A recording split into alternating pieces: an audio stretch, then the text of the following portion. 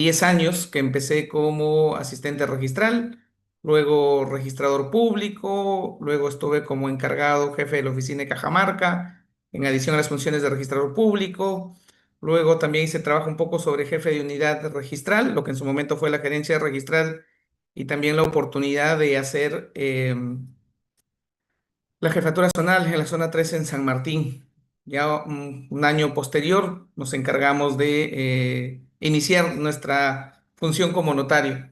Y eso me permite poder ver los actos desde las dos perspectivas, desde el conocimiento de la labor registral propiamente dicho y desde la labor notarial, que me permitan y me permitan explicarles, por ejemplo, cuando hablamos de un título mínimo en cuanto a una independización y algunas pautas que uno tiene que tener, ya sea como trabajador de registros públicos o como externo al registro público al momento de poder abordar algunos procedimientos en el registro.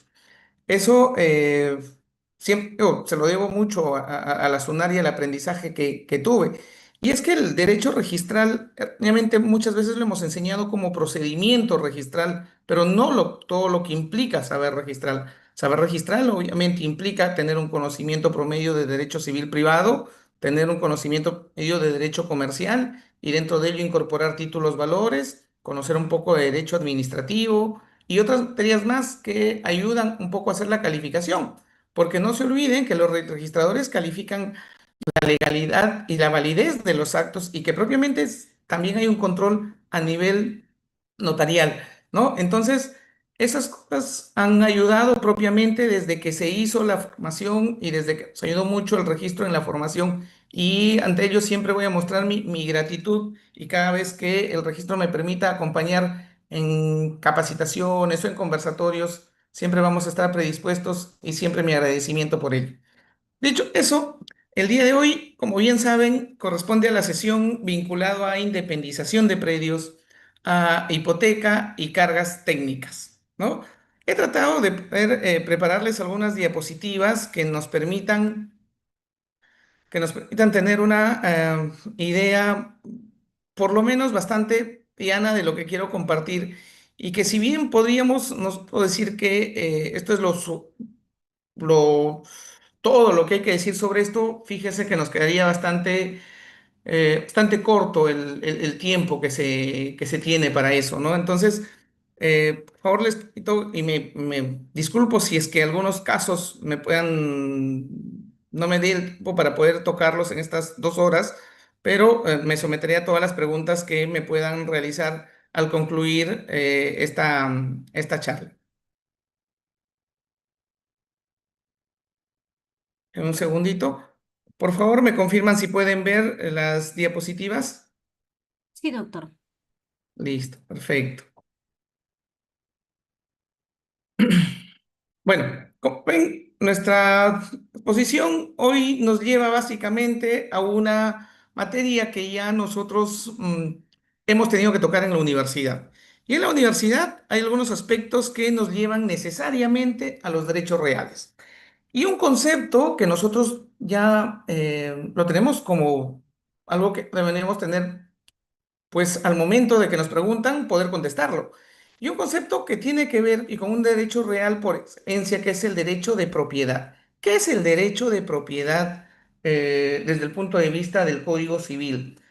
El concepto del Código Civil es básicamente un concepto atributista vinculado con unas limitaciones o restricciones respecto del uso en armonía con el bien común y que ese concepto atributista básicamente se ha definido la propiedad o ha hecho que se defina la propiedad como aquel poder jurídico que te permite usar, disfrutar, disponer y reivindicar un bien en armonía con el bien común, ¿no? Eso ha sido básicamente el concepto. El concepto de uso, de la facultad de uso, que implica servirse de un bien, la facultad de disfrutar, que implica percibir los frutos del bien, la facultad de reivindicar, que implica la recuperación del bien y la posibilidad de persecutoriedad del bien. Pero también implica la facultad de disponer. La facultad de disponer se ha entendido en la doctrina básicamente como la facultad que le permite al titular de ese derecho de prescindir del bien física o jurídicamente. Pero la disposición es solo prescindir física o jurídicamente, es decir, la facultad de enajenar, no. no es suficiente eso. Ese concepto de derecho de propiedad desde el punto de vista tributista, hoy en día puede decirse que no refleja como los únicos atributos o facultades que tiene un tributario. El significado clásico de los atributos de la propiedad hoy en día no refleja lo que es el derecho de propiedad y tampoco está acorde con la función que se hace en el registro público, ¿no? Y es que el concepto legal de propiedad civil, es decir, el concepto legal de propiedad que da el Código Civil, hoy en día ya no es un concepto completo y que refleje todo lo que se puede hacer a nivel del derecho de propiedad. Y es que a ello habría que agregar, por ejemplo, entre otros más, la facultad de exclusividad, ¿no? La facultad de exclusividad, la facultad de administración de la propiedad. Ya no sueles usar, disfrutar, disponer, reivindicar. También es derecho de exclusivo, también es un derecho que te permite una facultad de administración, ¿no? Entre otros.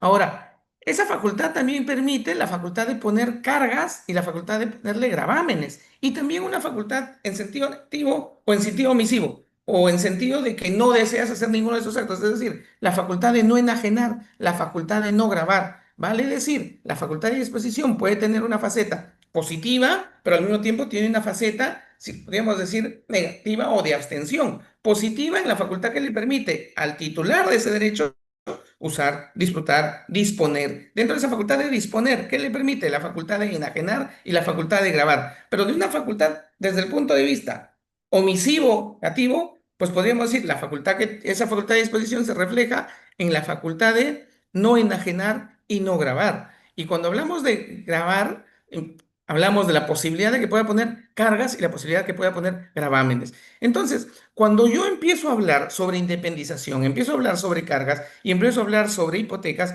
específicamente al atributo que me voy a referir es a la facultad de disposición o al atributo de disposición específicamente. Entonces, para poder tratar de enfocarnos y poder entender por qué en ciertas circunstancias, por ejemplo, las mayorías no sirven para poder decidir una independización, por qué en otros casos necesitamos unos quórums calificados para poder hablar de disposición. ¿Por qué? Porque bajo la regla general del atributo de la disposición siempre se requiere unanimidad, por lo menos bajo la regla general, ¿no? Entonces, nosotros podemos decir que hablar de independización es hablar de la facultad de disposición.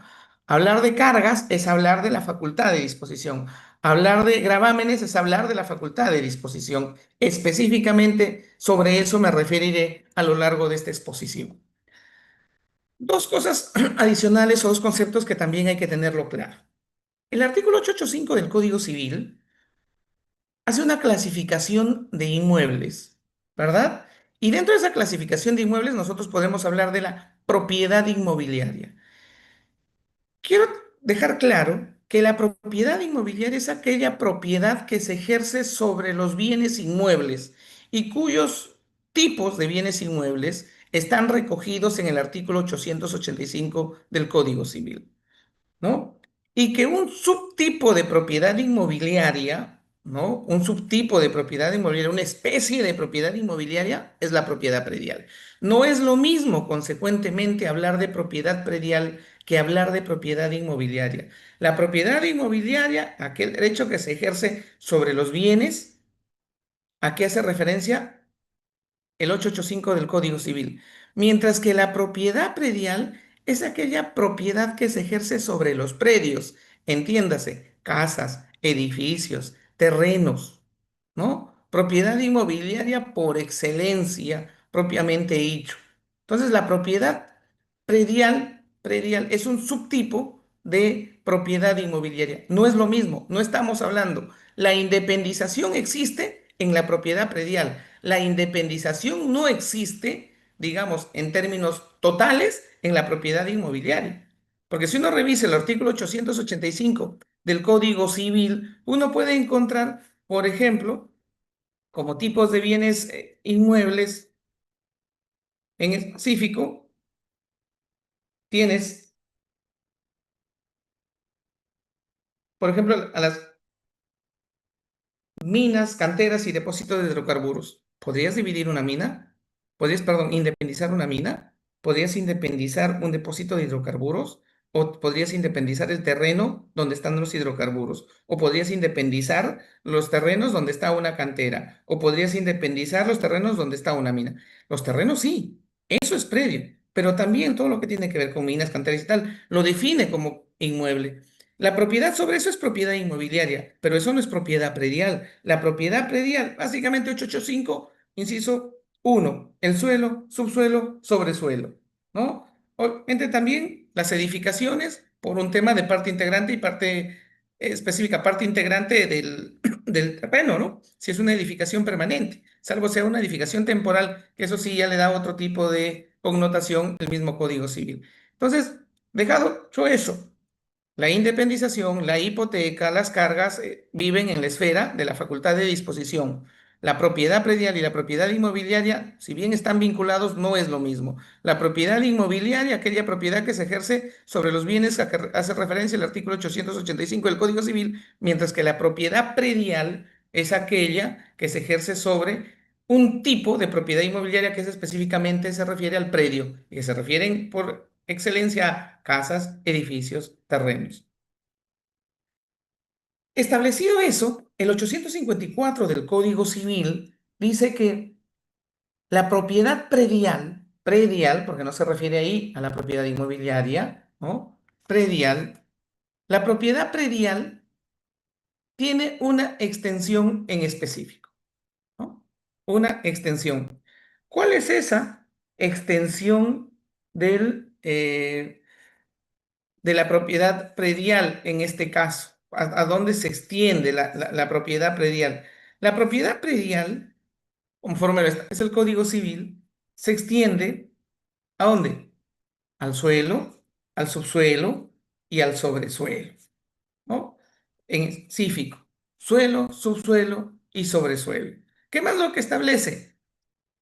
Y que está comprendido dentro de los planos verticales del perímetro superficial y hasta donde sea útil al propietario el ejercicio de su derecho. Ojo, si bien uno puede ser titular de un suelo, subsuelo, sobresuelo, esto no es hasta el infinito y más allá, ¿no? Esto es hasta donde sea útil al propietario en el ejercicio de su derecho, sin que comprometa su seguridad. ¿Quiénes van a establecer hasta dónde es útil o hasta dónde puede ser útil un terreno respecto del ejercicio del derecho a la propiedad predial que tiene un titular? Pues las limitaciones de tipo administrativo. Por ejemplo, los temas de zonificación, los temas de parámetros urbanísticos, son básicamente lo que van estableciendo un poco las limitaciones al derecho de propiedad que pueda darse, ¿no? Porque la propiedad pues no es absoluta, no es ilimitada hasta donde uno pueda construir, sino básicamente uno ejerce su derecho teniendo en consideración todo lo que implica las autorizaciones administrativas que hay al respecto. ¿No? Y precisarles, hay un error en la positiva, es el artículo 954 del Código Civil. La propiedad predial se extiende al subsuelo, al sobresuelo, comprendidos dentro de los planos verticales del perímetro superficial y hasta donde sea útil al propietario el ejercicio de su derecho. La propiedad del subsuelo no comprende, ojo, ahí hay una exclusión, los recursos naturales, los yacimientos, restos arqueológicos, ni otros bienes regidos por leyes especiales. Dentro de ese contexto, la propiedad predial queda sometida o queda sujeta a ciertos parámetros. Uno, la propiedad predial queda sujeta a la zonificación, queda sujeta a los procesos de habilitación, queda sujeta a los procesos de subdivisión y a los requisitos y limitaciones que establece la ley, ¿no? Y esos requisitos y limitaciones que van a establecer siempre estar en el Código Civil o en una ley especial que pueda regular aquel tipo de limitaciones.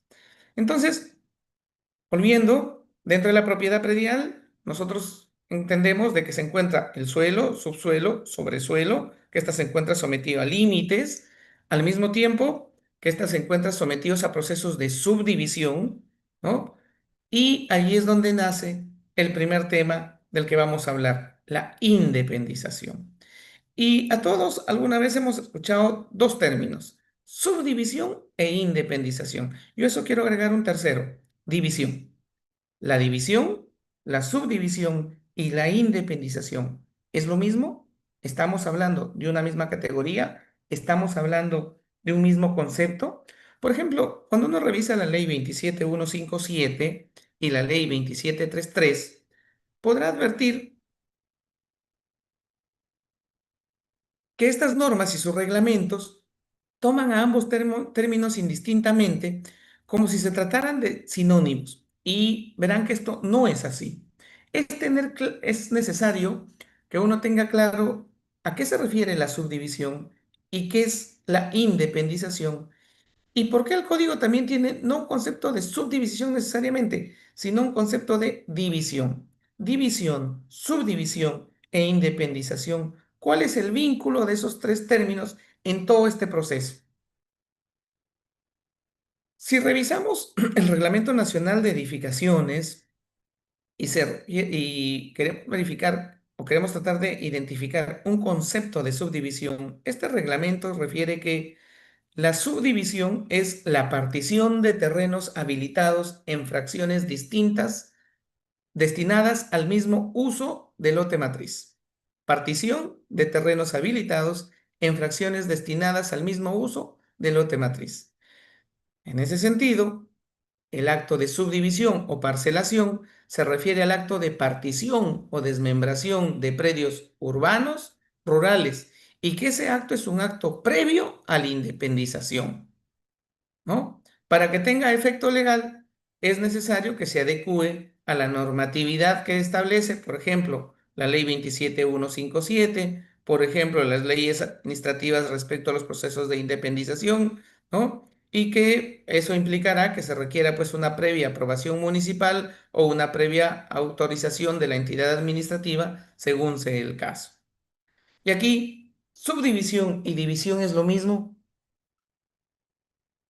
Si queremos verlo desde el código, ya como estudiantes de derecho o como abogados, diría que no es lo mismo, están vinculados. La división básicamente se refiere al acto o al negocio jurídico que realiza el propietario o copropietarios para poder parcelar un bien. Vale decir, el acuerdo de subdivisión y que va a terminar en una adjudicación por división y partición entre los copropietarios, ¿no? Ese acuerdo de división es un negocio jurídico entre copropietarios, donde van a poner fin al régimen de copropiedad. Perfecto. Acto jurídico civil con un nombre propiamente establecido en el Código Civil. Pero también la división puede ser un acto unilateral por parte del propietario que toma la decisión de dividir, de partir un bien y que eso lo plasma en un documento privado o lo plasma en una escritura pública, en un documento privado con firmas legalizadas o en una escritura pública, ¿no? Y que lo tiene como documento, como uno de los documentos cuando va a iniciar el proceso de subdivisión. El proceso de subdivisión se refiere al acto de partición o división del predio, pero en sede administrativa. La municipalidad, por ejemplo, el procedimiento de la 27157 con verificador común en el órgano de competencia rural para realizar los actos de subdivisión, por ejemplo, las direcciones de titulación de tierras. Entonces, volviendo, la subdivisión es un procedimiento administrativo que se da en sede municipal o en sede administrativa en los casos de predios rurales, en el órgano competente, ¿no? O en caso de divisiones con regularizaciones de fábrica o de edificaciones con un verificador común. Se refiere a ese trámite administrativo. Mientras que la independización ya es un acto registral propiamente dicho. Ese acto registral que consiste en lo siguiente: abrir una partida registral por cada unidad inmobiliaria y que es resultante de qué cosa, de una desmembración de un terreno con edificación insignia o que es consecuencia de la inscripción de una edificación sujeta a un régimen de propiedad exclusiva y propiedad común o un régimen de independización y copropiedad. Eso es una independización como tal. Acto registral, subdivisión, acto administrativo, división, acto jurídico propio del propietario o de los copropietarios para poner fin a un régimen de copropiedad, ¿no? El Tribunal Registral mantiene la tendencia, la línea de lo que establece la norma respecto de que la independización es un acto propiamente registral. Entonces, en las municipalidades no hablamos de independización. En las direcciones de tierras no hablamos de independización. Con el verificador catastral, con el verificador común tampoco hablamos de independización.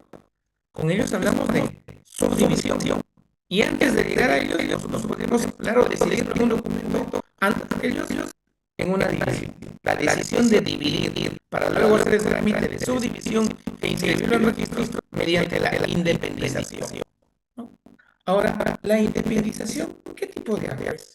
¿Es un acto de administración? ¿Es un acto de disposición? Para abreviar, la independización es un acto de disposición. En algunos casos que llegaron al Tribunal Registral, por ejemplo, en las divisiones y particiones de inmuebles, se señaló que para la división y partición de un predio sujeto a copropiedad se requiere la participación de la totalidad de los copropietarios. Y eso es importante, porque si uno revisa el 971 del Código Civil, pues el Código Civil establece que las decisiones sobre el bien común son por unanimidad cuando se trata de disponer, se trata de gravar o se trata de arrendar el bien, darlo en comodato o introducir modificaciones en él. ¿Qué es la independización? Introducir modificaciones en un predio matriz, porque en lugar de ser un predio matriz con una determinada área, se va a parcelar o se va a partir en varios bienes. Por lo tanto, si un bien está sujeto a copropiedad, tiene que la decisión ser por unanimidad. Solo en los casos de actos de administración ordinaria es por mayoría absoluta. Ahora, hay que tener en cuenta también lo siguiente, que en los casos de régimen de propiedad exclusiva y común, los regímenes de propiedad exclusiva y común, el artículo 135 del reglamento de la ley 27157 establece que los actos de disposición de bienes comunes, la transferencia, gravamen, cesión de uso o cualquier acto que importe disposición o limitación de los bienes comunes susceptibles de ser transferidos deberá ser autorizada por junta propietarios mediante acuerdo adoptado conforme cuando menos a las 2/3 partes de los propietarios de las acciones exclusivas.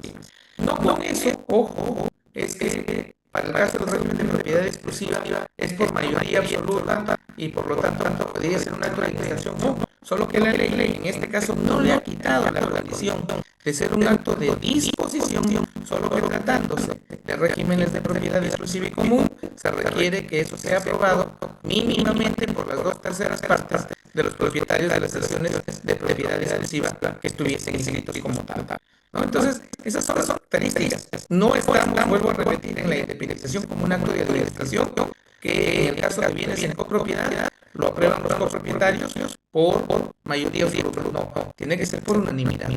La mayoría absoluta o mayoría calificada, en este caso, calificada con los 2/3, es aplicable única y exclusivamente para los regímenes de propiedad exclusiva y común. En todo caso, para los regímenes de propiedad horizontal. Con ello establecido así, dejamos claro los tres conceptos que hemos hablado: la división, la subdivisión y la independización. La división, que está básicamente en el lado de los propietarios y copropietarios, ¿no? Que deciden dividir el bien mediante un documento legal otorgado por el propietario o por los copropietarios para partir el bien en fracciones, ¿no? Puede estar en escritura pública o puede estar en documento privado. Recuerden que la división y partición, que entiende ahí, la división propiamente dicho, de acuerdo al Código Civil no tiene una formalidad establecida, pero claro, si voy a llegar al registro, sí tiene formalidades por el tema de la titulación auténtica. La titulación auténtica que exige título público, salvo que la misma norma establezca que puede ser por documento privado, pero mínimamente con documentos con firmas certificadas, ¿no? Ahora, la subdivisión ya más propiamente un trámite ante la municipalidad, y en el caso de predios urbanos, y en el caso de predios rurales, ante los órganos de titulación de tierras de los gobiernos regionales, que es ya el trámite administrativo para que emitan la resolución de subdivisión o emitan los certificados de información catastral en los casos de subdivisiones rurales. Y ya en la zona es el acto de independización, ¿no? Donde ya se va a abrir una partida registral por cada unidad inmobiliaria o fracción de predio específicamente. Eso nos lleva también a lo siguiente. Solo puedo hablar de independización como acto registral de independización siempre que el predio matriz esté inscrito. Si el predio matriz no está inscrito, no podemos hablar de independización. Hablaremos de inmatriculación en todo caso, pero de independización no.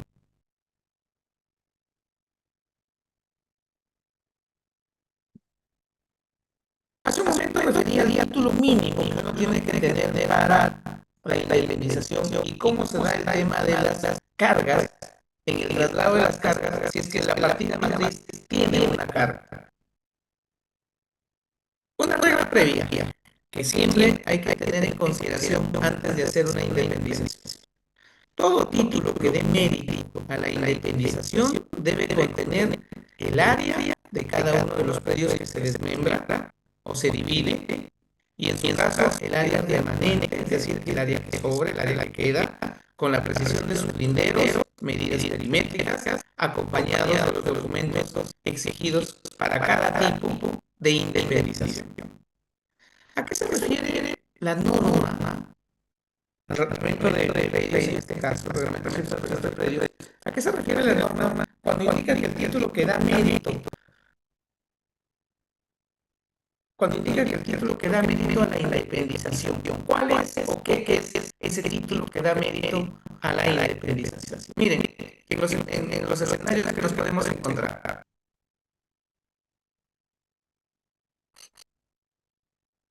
ya quedamos de que la independización es un acto registral y presupone de que el predio matriz ya está inscrito, ¿no? Ya está inscrito a nombre de un titular. Y voy a fraccionar o voy a sacar una fracción de terreno. Esa independización puede darse de dos maneras. Una, con cambio de titularidad, ya, es decir, el dueño es A en el predio matriz y B le ha comprado 200 metros cuadrados y quiere independizarse a 200 metros cuadrados, ¿no? Eso va a ser una independización con cambio de titularidad. Un segundo escenario, independización sin cambio de titularidad. Es decir, el mismo dueño del predio inscrito, del predio matriz inscrito, ha decidido hacer la independización de un área de su predio mayor, de mayor extensión, pero sin que cambie el dueño, ¿no? Sin que cambie el dueño en absoluto. El dueño va a seguir manteniendo. Solo ha decidido partir el bien, dividir el bien, pero él seguir en registros como dueño de ese bien. En el primer escenario, es decir, una independización con cambio de titularidad, aquí, para que se haga el cambio de titularidad de estos 200 metros cuadrados, se requiere que previamente se inscriba la independización y una vez la independización se inscriba el cambio de titularidad. Que todo eso se puede hacer simultáneamente con un mismo título, solo que a nivel registral primero harán el acto de independización y luego harán el acto de transferencia del bien al nuevo titular. Dentro de esos instrumentos que se puede presentar, pueden ser cualquiera de los siguientes: un formulario registral, un instrumento notarial como una escritura pública, una resolución judicial, por ejemplo, de división y partición, un proceso judicial de división y partición que va a desencadenar en el registro, en una inscripción tal, ¿no? O una adjudicación de una fracción del terreno. Puede ser un laudo arbitral siempre que todas las partes hayan suscrito el convenio, por ejemplo, en los casos de copropietarios. Puede darse el caso también una resolución administrativa, una resolución donde el órgano administrativo, por ejemplo, transfiera, adjudique una fracción de un terreno a un particular, ¿no? Ese es el instrumento, es decir, estamos hablando del documento legal que tengo que verificar que tengo, porque todo de indemnización siempre se centra en dos cosas: documentos legales y documentos técnicos. Documentos legales, formulario registral, escrituras públicas, o una resolución judicial, o un laudo arbitral, o una resolución administrativa. Cualquiera de esos documentos van a sustentar mi derecho como nuevo titular. Pero al mismo tiempo, la documentación técnica, que voy a referir más adelante, Y es que ahí vamos quitándonos una pequeña,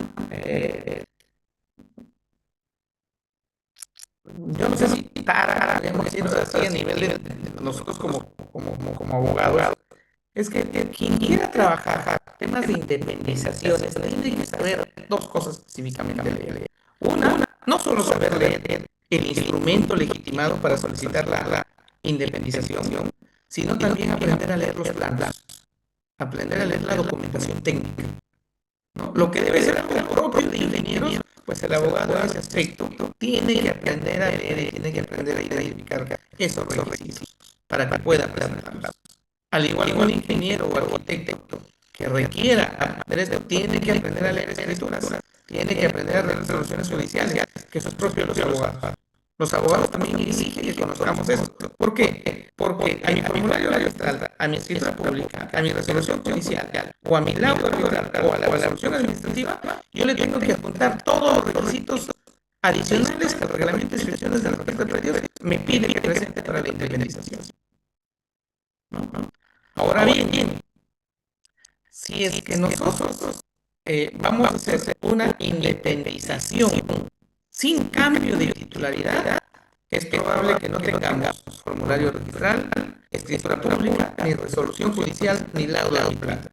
A lo mucho, una resolución administrativa o instrumento administrativo donde apruebe, por ejemplo, la municipalidad, la subdivisión del predio, o un documento privado con firma legalizada donde diga: yo, Eduardo Barbosa, identificado con número de identidad, titular del predio de tanta área que ha inscrito en la partida electrónica número tal del registro tal, solicito, ¿no?, la independización de mi lote en tantos sublotes y legalice mi firma.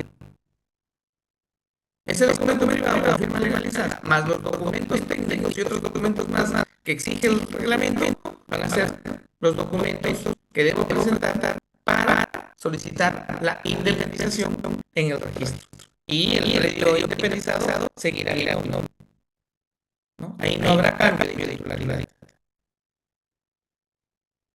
Algo que también se tiene que tener en consideración.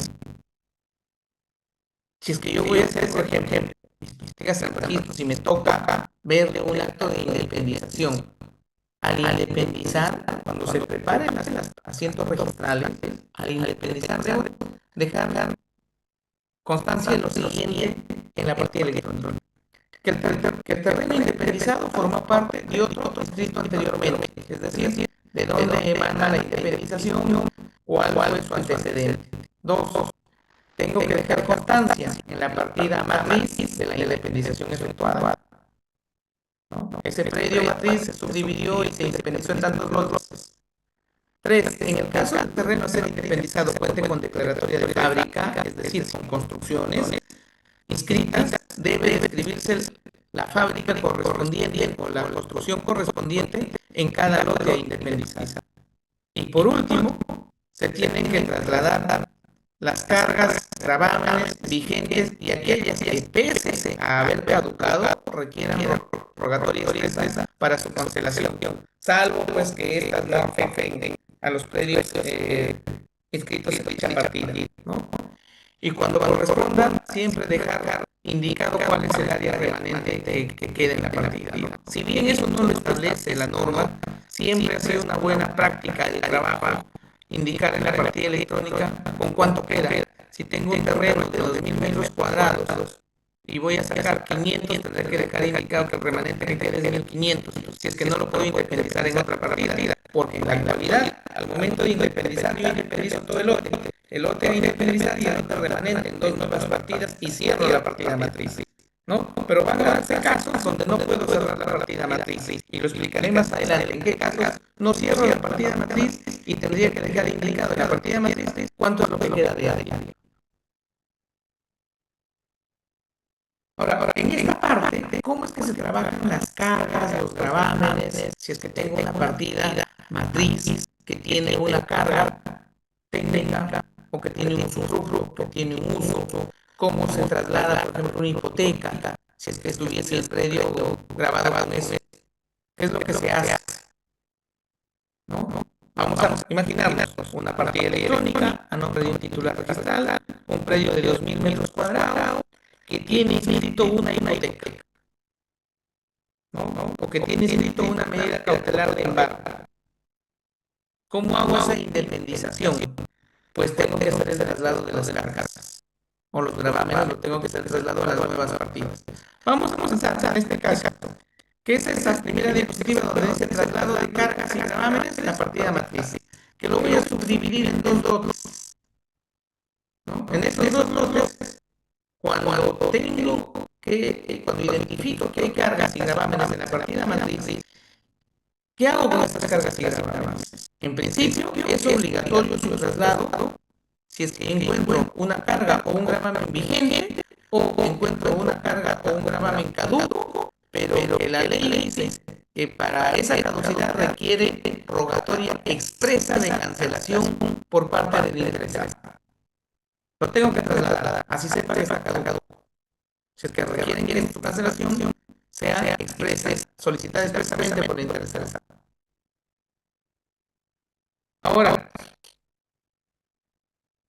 ¿cuándo no corresponde? Cuando no afectan al predio inscrito en dicha partida. Por ejemplo, ¿en qué casos?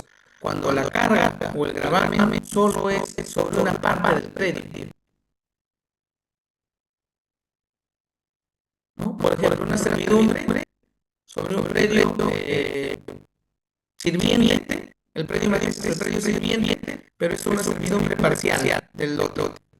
O una medida cautelar que solo afecta a una fracción del lote. ¿Cómo hago la indemnización ahí? Bueno, no lo trasladaré a la parte que no se encuentra afectada, pero lo trasladaré a la parte que se encuentra afectada. No sé si me estoy dejando de explicar. ¿No? Vuelvo a repetir ahí. No corresponderá trasladado cuando los gravámenes o las cargas solo recaigan sobre una parte del predio.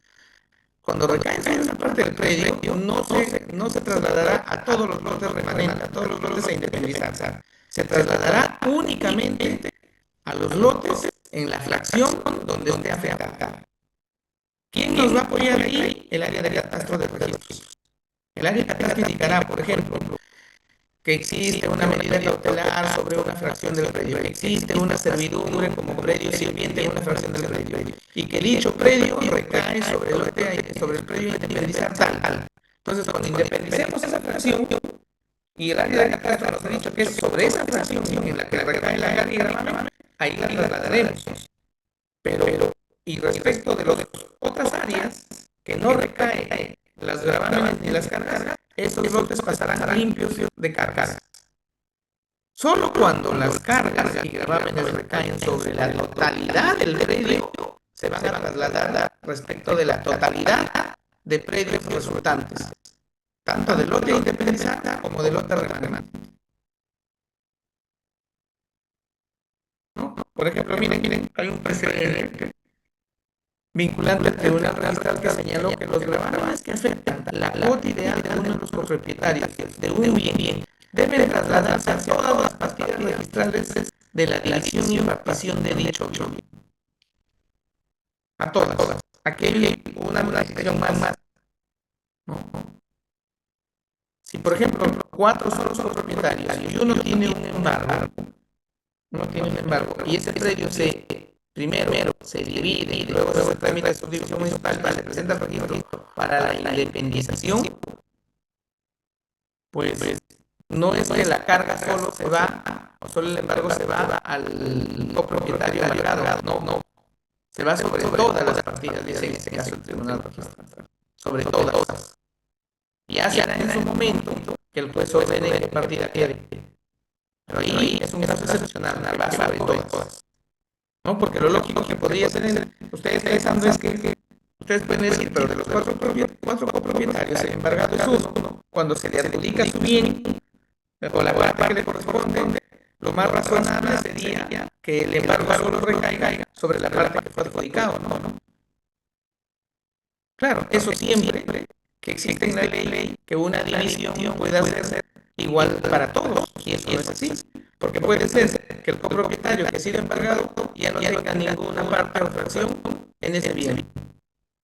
No se quede con nada en ese bien. O puede ser que el embargado, en lugar de quedarse con un área relativamente importante, se le ha dado la parte más pequeña, ¿no? Entonces, para evitar esos temas de afectaciones que puede haber el acreedor, el tribunal entiende que se afectará a todos los lotes que vayan a resultar de la división de ese lote matriz, de la independización de ese lote matriz, y hablando realmente. Y por lo tanto se traslada a todas las partidas. Consecuentemente, entonces, después de ello, los documentos, un título mínimo para independizar, tenemos los documentos exigidos para cada tipo de predio, si es rural, si es urbano, si es de comunidad campesina, si es de empresa comunal. Estos documentos exigidos para cada tipo de predio deben contener el área de cada uno de los predios que se desmembra o se va a independizar o que se va a subdividir, si es para presentarlo a la municipalidad o a la entidad administrativa de distintos registros, en su caso el área remanente, la precisión de sus linderos y medidas perimétricas, y eso entenderemos que es el título mínimo para independizar. En una escritura pública debe indicarse los detalles de todos los predios subdivididos y parcelados, si es que lo hace el propietario. Respecto de los bienes, cómo quieren independizarlos, sí, es recomendable que si hacen en copropietarios y se van a adjudicar en esa misma escritura todos, también es importante que se hagan respecto de todos los otros, sino en cada partida en específico, ¿no? ¿Hay obligatoriedad? No hay una obligatoriedad en específico que el documento pues se diga, ¿sabe que el área remanente queda tal? No lo hay. En una escritura normalmente se pone el área a independizar y no se hace referencia a cuánto queda del área remanente. Por lo menos en la escritura. En donde sí se recomienda es en la partida electrónica que se deje ese detalle.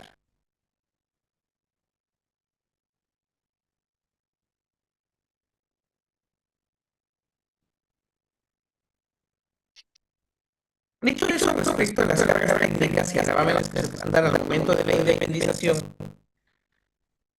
otro tema que podemos encontrar en la independización es la independización y el tema de ausencia de datos técnicos en el predio matriz.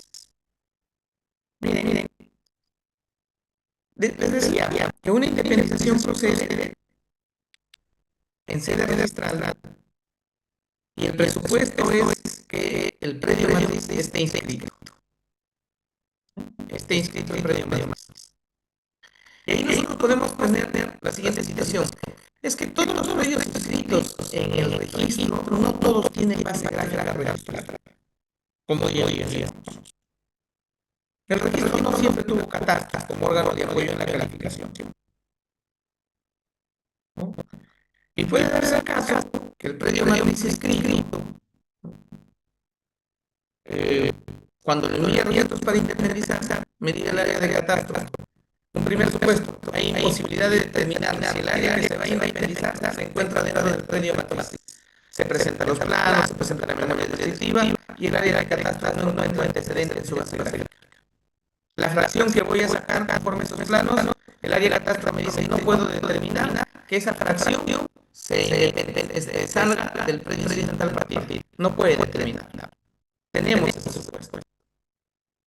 Un segundo supuesto, la imposibilidad de determinar si el área a independizar se encuentra comprendida dentro de alguna de las independizaciones anteriormente efectuadas.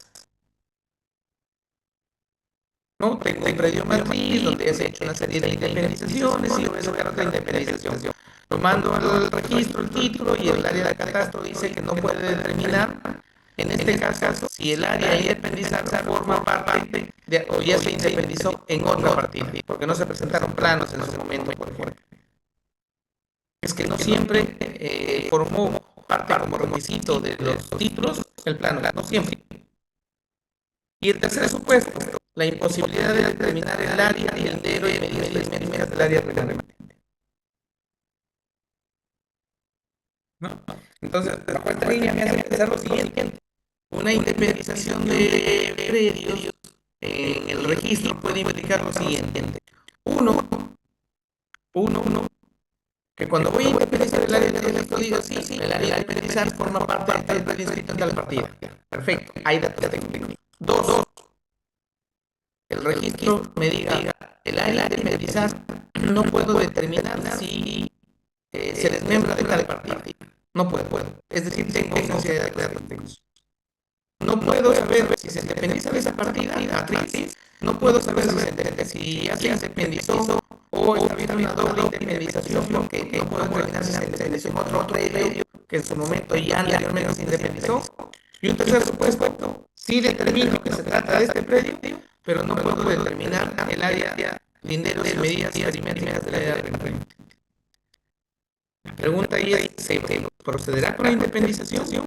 ¿Qué marcará la independización para hacer independización y no inmatriculación? Lo que va a marcar va a ser el documento legal que se haya presentado al registro para la independización. ¿Y eso dónde se va a comprender? En el registro público, en el documento privado de firma certificada, donde se le diga al registrador, señor registrador, yo fulanito de tal solicito la independización de un área de 500 metros cuadrados que forma parte de la partida electrónica número tal. O cuando se hizo la escritura pública, el vendedor declara que es propietario de un predio de mayor extensión inscrito en tal partida electrónica de tal registro. Por medio de la presente transfiere un área de 200, 400, 500 metros cuadrados del predio matriz. Se va al registro, el registro revisa los planos, dice, no tengo antecedentes de mi ciudad. El registrador independizará, sí, tiene que independizarse. Y tiene que independizarse por la sencilla razón de que el documento legal ya establece de que ese predio deviene de esa partida electrónica y tiene que ser una independización. Y ahí el reglamento del registro de predios dice, no impedirá la intención de la independización privada siempre que el título contenga los requisitos de independización que correspondan a los casos. ¿Y qué requisitos debe tener aparte? Pues, como de los planos no puedo determinar que se trate de ese predio independizado porque hay ausencia de datos, el título, que entiéndase ahí, formulario registral, escritura pública o el documento privado con firmas legalizadas, vinculará al predio que puede independizarse al predio más escrito. Y el registrador tiene que guiarse o vincular con ese número de partida, con ese predio escrito, la independización. Pese a que el área de catastro les pueda decir, no tengo claro que de ahí se independice. No puedo determinar que de ahí se independice porque no tengo datos en mi base de datos. No va a impedir. Ahora, distinto, ya cuando tengo matriculaciones, distinto es que la escritura pública no diga nada, el vendedor de propietario de 200 metros cuadrados, ¿no? El mismo que está ubicado en tal lugar y no dice si se independiza de una fracción o que perteneció a un predio inscrito, no se dice nada, se presentan los planos y se presenta el registro y el registro dice el área de catastro, no puedo determinar si este predio es inscrito, no puedo determinar si este predio forma parte de tal partida. ¿Ahí hay independización? No, ahí habrá inmatriculación porque el documento legal no vincula con una partida en específico. Pero si el documento legal, escritura, formulario registral, documento privado con firma certificada, dice en mi solicitud que voy a independizar una fracción de ese predio, el registrador lo vinculará como independización, ya no como inmatriculación. Y mirará todos los principios de trato sucesivo y todo ello. Y aquí, en el primer supuesto, donde hay imposibilidad de determinar si el área independizada se encuentra dentro del predio matriz, el registrador tendrá que independizar el área solicitada de la partida matriz sin necesidad de requerir el plano de área remanente. Siempre que en el caso que se puede determinar únicamente el área de independización efectuada no exceda el área de la partida matriz de la cual se independiza o existe imposibilidad de determinarse un corresponde. ¿No? Es decir, ¿qué es lo que queda el registrador? A ver, ¿cuánto de área va a sacar? 400. ¿Cuánto de área tiene el predio matriz? Un cálculo aritmético y ver si esos 400 están dentro de lo que quieren sacar de esta partida matriz. Si es que no puedo determinar cuál es el área remanente, independizaré. Si es que puedo determinar cuál es el área remanente, por lo menos en cifras, bueno, los cálculos aritméticos de suma y resta, ¿no? Me harán determinar si acepto o no acepto la independización.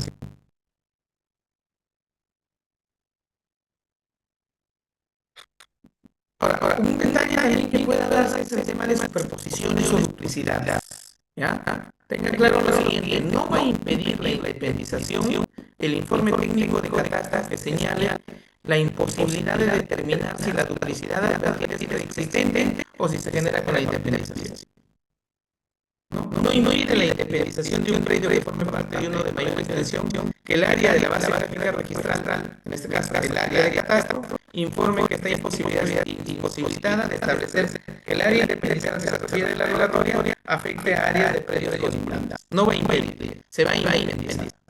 Si es que hubiese superposiciones y eso originaría duplicidades preexistentes, es decir, ya están inscritos los dos predios, lo que va a hacer el registrador es hacer su informe a la unidad registral para que inicie su procedimiento de duplicidad, su procedimiento de cierre por duplicidad. Puede ser parcial o puede ser total. Entonces, estos aspectos que hemos visto, esto es como un previo antes de mirar los requisitos de la independización. En todos los supuestos que me puedo encontrar, si es que tengo un predio matriz que tiene cargas y gravámenes, ¿qué es lo que va a pasar? Si es que tengo un matriz que no tiene antecedente en la base gráfica de catastro, ¿en qué escenario me puedo encontrar? ¿Qué es lo que determinará una independización en ese caso? ¿No? Que les decía, les vuelvo a repetir, lo que va a determinar que sea un acto de independización es el documento legal donde se encuentre vinculado pues la partida o el predio de mayor extensión de donde sale la fracción que quiere independizar. Los primeros casos de independizaciones en predios urbanos. La independización de un predio urbano presupone que previamente se haga una subdivisión. Esa subdivisión, el artículo 3, inciso 8 del TUO de la ley 29090, establece que la subdivisión de un predio urbano es definido como el fraccionamiento de un lote habilitado como urbano en uno o varios lotes que cumplen los parámetros y condiciones urbanísticas establecidos en el plan urbano o norma urbanística que corresponda de la jurisdicción donde se localiza. Fíjense aquí, esto que he resaltado es importante tener en consideración porque esto significó un cambio en el criterio registral en el año 2024 respecto a la subdivisión de predios rústicos. Predios rústicos en zona de expansión urbana. La subdivisión se entiende como el fraccionamiento de un lote habilitado, que quiere decir, si es que el lote no ha sido habilitado, consecuentemente no puede haber subdivisión de un predio urbano. Tiene que estar habilitado para usos urbanos, pero el proceso de habilitación es, como lo dice, habilitación urbana. Que haya pasado por el proceso de habilitación urbana para que proceda a su subdivisión. Ese concepto lo voy a tomar más adelante cuando hablemos de los requisitos en cuanto a algunos procedimientos de subdivisión. Fíjense los procedimientos de subdivisión de un predio urbano en general. Algunos de ellos lo vamos a tocar con mayor cuidado que otros. La independización de un predio urbano, miren, pueden encontrar en 6 formas de independizar un predio urbano. 6 formas. Algunas de ellas tienen unas subformas o tienen algunos vaivenes adicionales o características adicionales que se pueden dar. Primero, por ejemplo, la independización ordinaria del predio urbano, al que se refiere el artículo 60 del Reglamento de Instrucciones del Registro de Predios. La independización ordinaria de un predio urbano, ¿no? Puede tener una independización ordinaria, puede tener una independización tipo quinta, puede tener una independización por desacumulación. De un predio urbano en forma normal, pues ahí la ordinaria, la tipo quinta y por desacumulación. Otra forma de independizar un predio urbano por regularización de edificaciones. Artículo 61 del Reglamento de Instrucciones del Registro de Predios. Otra forma, independización de predio rústico sin cambio de uso en zona de expansión urbana. artículo 62 del reglamento de inspecciones de registro de predios y que eso requiere una previa habilitación urbana hoy en día. Otra forma, independización de unidades inmobiliarias sujetas a la ley 27157, es decir, con reglamento interno, y que ahí puede ser una edificación completa o puede ser una edificación con reserva de aires, y esa edificación con reserva de aires a su vez con independización o sin independización, o que puede ser con reserva de aires sobre aires.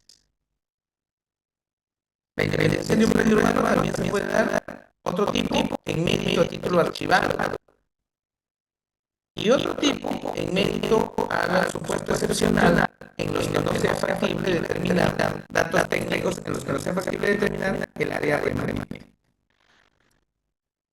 Requisitos para una independización urbana ordinaria.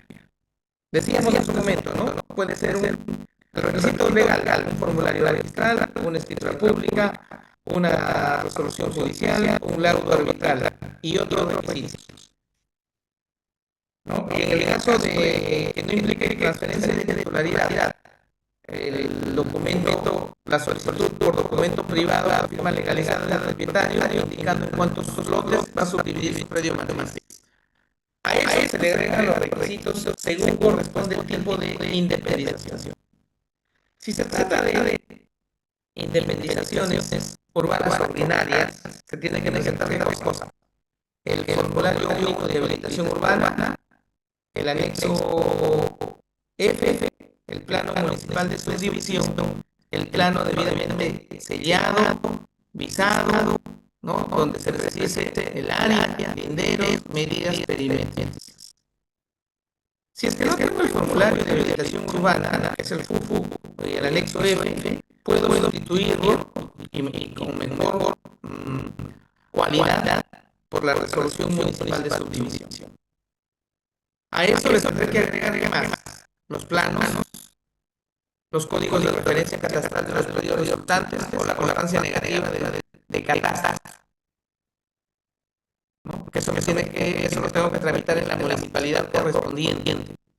Y obviamente a eso apuntaré mis memorias descriptivas, ¿no? Ahora, cuando se trata de un predio en zona negativa de catastro, que es la mayoría de predios que están en el Perú, no es necesario que se presente por cada lote independizada. Suficiente que se saque la constancia negativa de zona catastrada del predio matriz. A eso adjuntamos el documento privado con firma certificada notarialmente en el que consta el consentimiento de los copropietarios que no hubieran intervenido en el trámite de subdivisión, en el caso sea un bien en copropiedad de la que se va a subdividir. Si se adjudica ya a los copropietarios una área específica, se adjudicará la escritura pública de división entre los copropietarios, que sería una escritura pública de adjudicación por división y partición.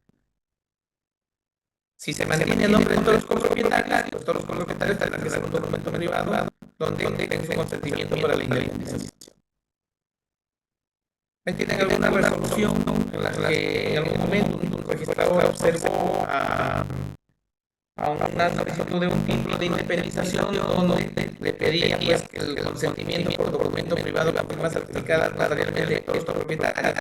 Pero revisando el título, él tenía la resolución municipal y en la municipalidad sí habían presentado el documento pidiendo la subdivisión del lote matriz. En ese caso, el tribunal sostuvo de que no es necesario pues, solicitar el consentimiento de esto. Si es que ya en el procedimiento municipal de subdivisión se advirtió que los cumplieron muy bien.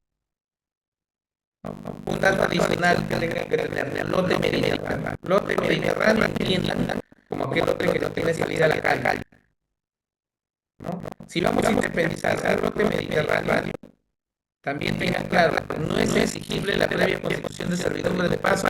Cuando el predio con inscripción se solicita, no puede acceder a la vía pública. El otro tipo de independización es la independización urbana tipo quinta.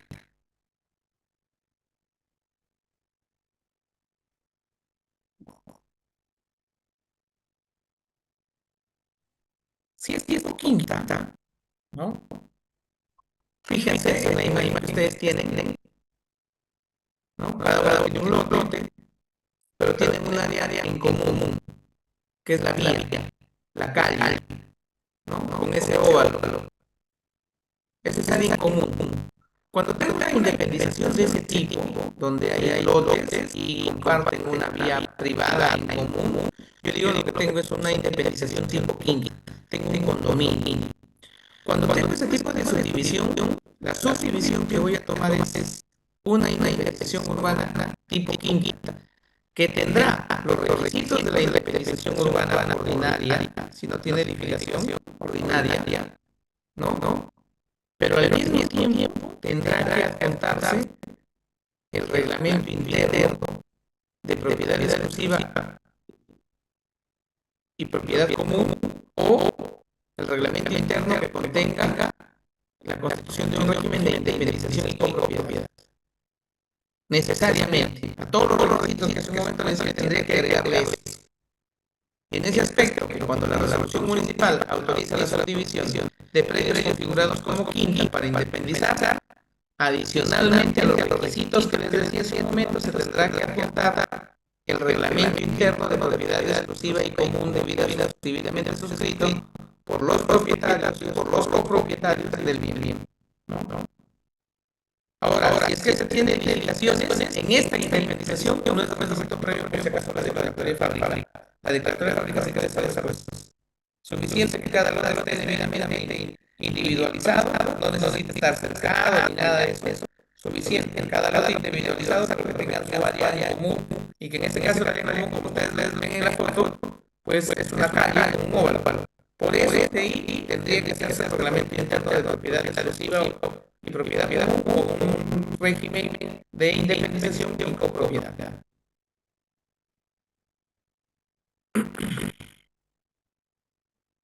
Otro supuesto de independización es el supuesto de independización por desacumulación de predios. ¿Cuál es el supuesto? Tenemos los predios inscritos que en su momento decido acumular uno solo, ¿no? Un predio de 100 metros, decido hacerlo 200 metros. Tiempo después decido volver a su forma primigenia, es decir, decido volver a 100 metros, 100 metros. ¿Qué se hace en ese caso? Hago el trámite de independización ordinaria, o el trámite de independización tipo quinta, no, señores. Lo que se hace es un trámite de independización en donde no se requiere resolución municipal de subdivisión, en donde no se requiere planos, en donde no se requiere certificados negativos de catastro.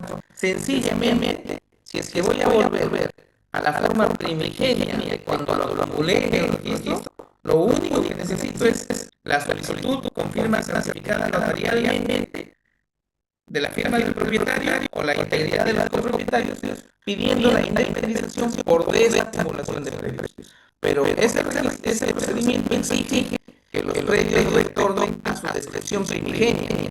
No es que tuve 100 metros más 100 metros, lo acumulé y luego lo quiero independizar y no quiero que sea de 50 metros y el otro quiero que sea de 150. No, ahí no tengo que hacer el procedimiento ordinario o el procedimiento que corresponda, de los cuales más adelante, ¿no? Tiene que volver, si fue 100 y 100, tiene que volver nuevamente al 100 y 100.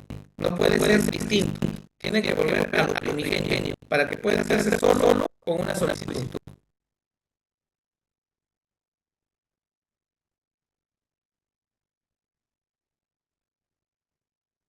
Otro procedimiento de independización por regulación es el procedimiento de independización por regularización de edificaciones.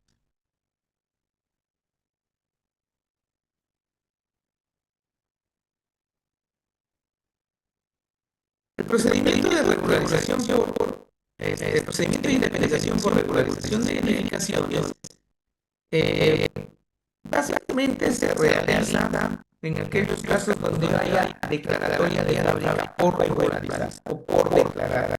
Declaratoria de construcción que se haya hecho hoy en día hasta el 31 de diciembre de 2017, ¿no? Hasta edificaciones de ese tiempo. Ya 2018 no, 2019 tampoco, 2020 tampoco y siguientes tampoco. Solo hasta el 31 de diciembre de 2017. En ese caso, la ley y los reglamentos establecen requisitos más particulares. Si la subdivisión va a ser efectuada dentro de un procedimiento de la ley 27157 y la 27333, es decir, una indemnización de un predio que tiene una construcción efectuada hasta antes del 31 de diciembre de 2017, no se va a aplicar el artículo 60, es decir, no se va a aplicar los requisitos que exige para la exención ordinaria. No. Sus requisitos que van a hacer un formulario registral, el FOR, o una escritura pública. ¿No? Y ahí podemos encontrarnos en lo siguiente, que el predio que voy a indemnizar vía regularización de edificaciones sea un predio urbano ordinario o sea un predio urbano en zona monumental. Si es un predio urbano ordinario, miren los requisitos ahí, tendré que adicionar en el formulario registral a mi escritura pública de declaratoria de fábrica el plano de independización en el que conste el área, linderos y medidas perimétricas, tanto del área que voy a independizar como del área remanente. Si tengo imposibilidad de determinar el área, linderos o medidas perimétricas u otro tipo de imposibilidad, no se requerirá los planos del área remanente ni la memoria descriptiva del área remanente. Tendré que adjuntar mi certificado de parámetros urbanísticos y edificatorios. Y a eso habrá una declaración jurada del verificador responsable, que básicamente va de la mano con un informe técnico de verificador. Ahora, si es que lo que voy a empezar vía regularización de edificaciones es un predio urbano que está en zona monumental, zona monumental, ¿qué tengo que adjuntar? El plano de independización en el que consta el área y de los perimétricas tanto de la porción independizada como del área remanente. Si hay imposibilidad de determinar el área de alienos, no requiero del área remanente, no requiero que sea operado para la presentación técnica de ello, solo del área independizada. Tendré que adjuntar el certificado de parámetros urbanísticos y edificatorios y al mismo tiempo que el Ministerio de Agricultura haya avisado los documentos que les voy a presentar a las personas. Es decir, que tenga un informe por parte del Ministerio de Agricultura prestando su conformidad con ese tipo de indemnizaciones por regularización de edificaciones. ¿Cómo voy a saber si es que el predio es un predio urbano ordinario o es un predio urbano en zona monumental? Señores, certificado de parámetros urbanísticos. Antes de iniciar un procedimiento de indemnización por regularización de edificaciones, primero tengan el certificado de parámetros urbanísticos para que verifiquen si están ante una independización de un predio urbano ordinario o están ante una independización de un predio urbano en zona monumental. Cualquiera que sea el escenario de esas independizaciones, esto es hecho por un verificador común. Y este verificador común también hará una declaración jurada de verificador común en un informe técnico y pues una declaración jurada que él ha sido el que ha efectuado la documentación técnica y que he dicho predios, por ejemplo, no se encuentran en zonas de alto riesgo o zonas que tienen algún tipo de limitación por parte de la OPA para hacer edificaciones. ¿No? Eso hay que tener en consideración cuando se hace independización por regulación de edificación. Es un trámite sencillo realmente, pero claro, hay que tener en consideración si es un predio urbano ordinario o es un predio en zona monumental. Y además es de que la edificación haya sido hasta el 31 de diciembre de 2017.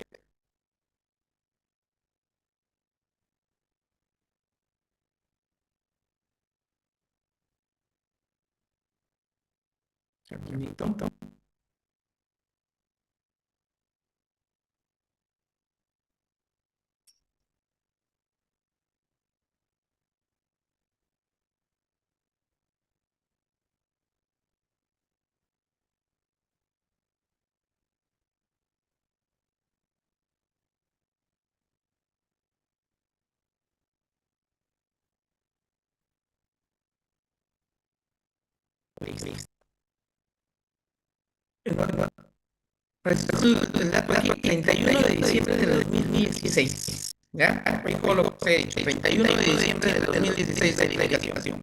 No más.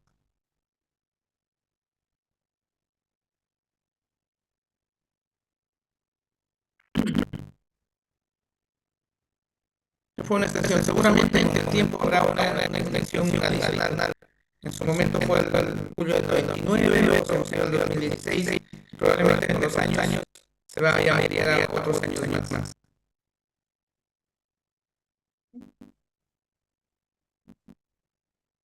Ahora, en este procedimiento de independización, de regularización de edificaciones, en el informe técnico eh, se pueden encontrar observaciones, y esas observaciones pueden derivar en cargas técnicas. ¿Qué es una carga? ¿Qué es un gravamen? La diferencia principal entre un gravamen y una carga es que los gravámenes dependen normalmente de obligaciones accesorias. ¿Ya? Las que de cumplir se pueden llevar a la venta del bien afectado, como por ejemplo el caso de la hipoteca. ¿Ya? En cambio, en las cargas no hay ninguna obligación garantizada. Las cargas no tienen por objeto la venta del bien. Las cargas pueden encontrar, por ejemplo, servidumbres, derecho de uso, usufructos, superficies. Pero también pueden existir cargas técnicas. Cargas técnicas que derivan del incumplimiento de las limitaciones administrativas de zonificación o de parámetros urbanísticos.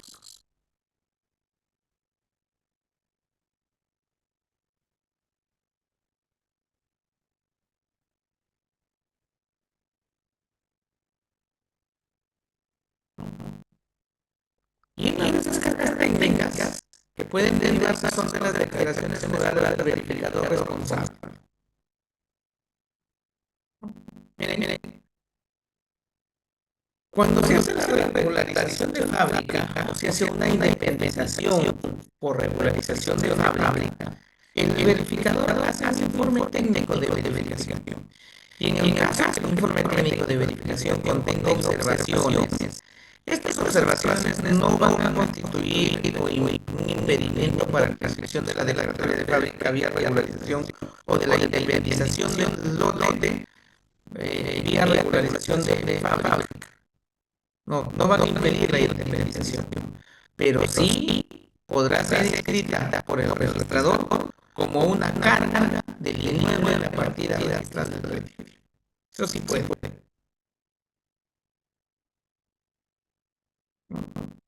¿Y qué es lo que va a indicar eso? De que el propietario de ese inmueble inscrito con observaciones, es decir, con cargas técnicas, estará obligado a subsanarlas antes de ejecutar cualquier tipo de obra en la edificación. Es decir, tiene que eliminarlas, tiene que regularizarlas.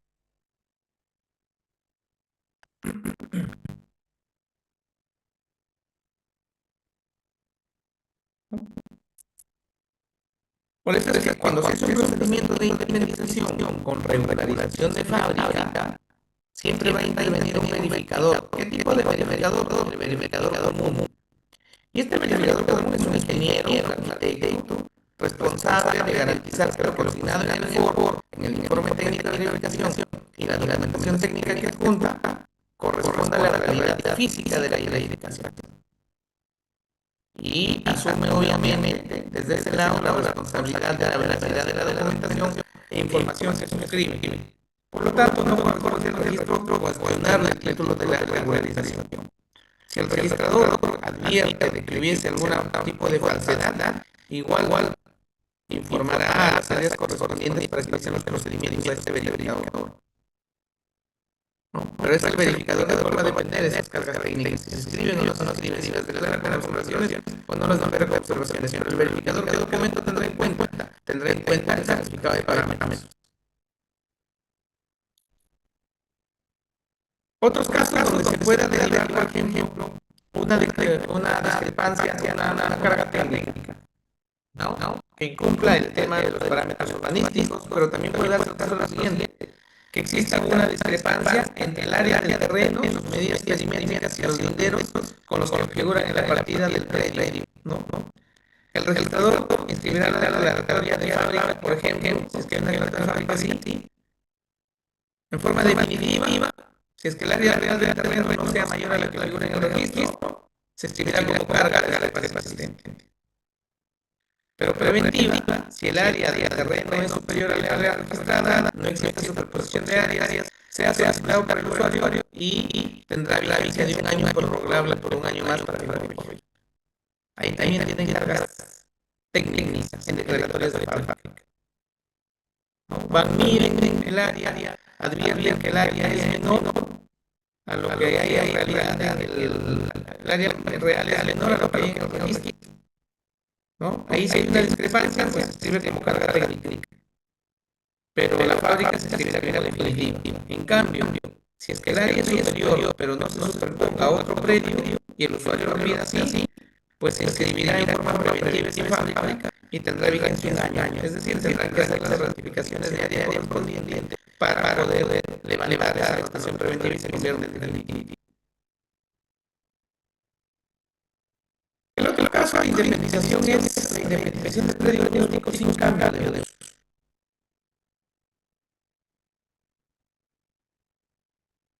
La independización del predio rústico sin cambio de uso cambió básicamente en el año 2024. Hasta el año 2024, lo que ustedes tienen en esa diapositiva eran los requisitos totales.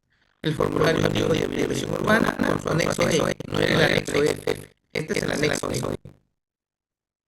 ¿No? Y ese FUCU con ese anexo E puede ser sustituido por una resolución municipal de subdivisión. Ojo, el anexo E para los predios rústicos sin cambio de uso, predio rústico, aquel que se encuentra en zona de expansión urbana. ¿Qué más se contaba? El plano municipal de subdivisión, debidamente sellado, visado por la municipalidad correspondiente, ¿no? Donde se identifique pues, el área, el nivel de las perimétricas, el área de indemnizar, el área permanente, su memoria descriptiva, ¿no? Y aquí, por ejemplo, el reglamento de distribución de predios, lo que regula sobre el tipo de supuesto, no dice nada sobre el documento privado en el caso de los copropietarios. ¿No es exigible? Sí es exigible también por parte del registrador en el caso se trate de bienes de copropiedad que se someten a esta indemnización que conste el consentimiento de los copropietarios que no hubiesen intervenido en el procedimiento municipal de subdivisión. Sí es necesario, porque no se olviden que la indemnización es un acto de disposición y como acto de disposición requiere la conformidad por parte de todos los copropietarios. Algo que le deja bien claro al registrador es que en la partida por las independencias sí, zona rústica, en zona de expansión, en la partida se debe dejar constancia la participación del planeamiento integral aprobado, salvo que se haya solicitado simultáneamente la ejecución, acompañada de la resolución de aprobación correspondiente. Decíamos que estos eran los requisitos y listo, ya habíamos hablado de lo que es indemnización de predio rústico. Hasta el año 24, eso era lo correcto decirlo, pero hoy en día ya no es así, no es suficiente estos requisitos. Hoy en día hay un acto previo que tenemos que asegurar si queremos inscribir en una subdivisión, una independización en el registro de predio rústico. Tramitar las subdivisiones en una municipalidad lo podríamos hacer, pero para inscribir la subdivisión en el registro tengo que tramitar un acto previo.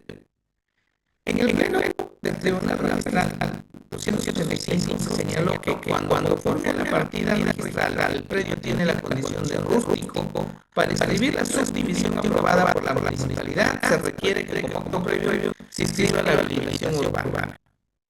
Consecuentemente, si es que quiero subdividir un predio que está en zona de expansión urbana y no se ha hecho la habilitación urbana, es improcedente la independización.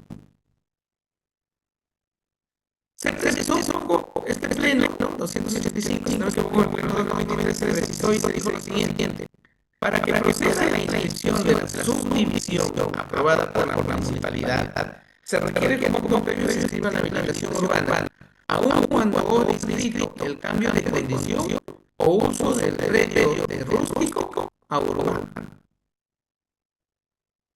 ¿No? Si esto hoy en día no está regulado en el reglamento de inscripciones de los registros predios, jurisprudencialmente estos son precedentes vinculantes que en cualquier instancia registral lo van a tener en consideración al momento de calificar una subdivisión del predio rústico. Y aquí ustedes pueden decir, ¿no? ¿Y cuando yo sé que estoy ante un predio rústico?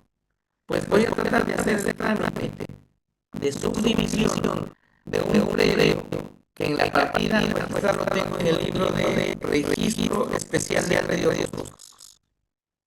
Cuando ya tengo en la sección especial de predios rústicos, tengo inscrito ese predio y ya está en zona de expansión urbana, yo ya sé que ese predio, para poder subdividirlo, necesito la habilitación urbana. Si no, no voy a poder subdividirlo y posteriormente independizarlo de los recursos públicos.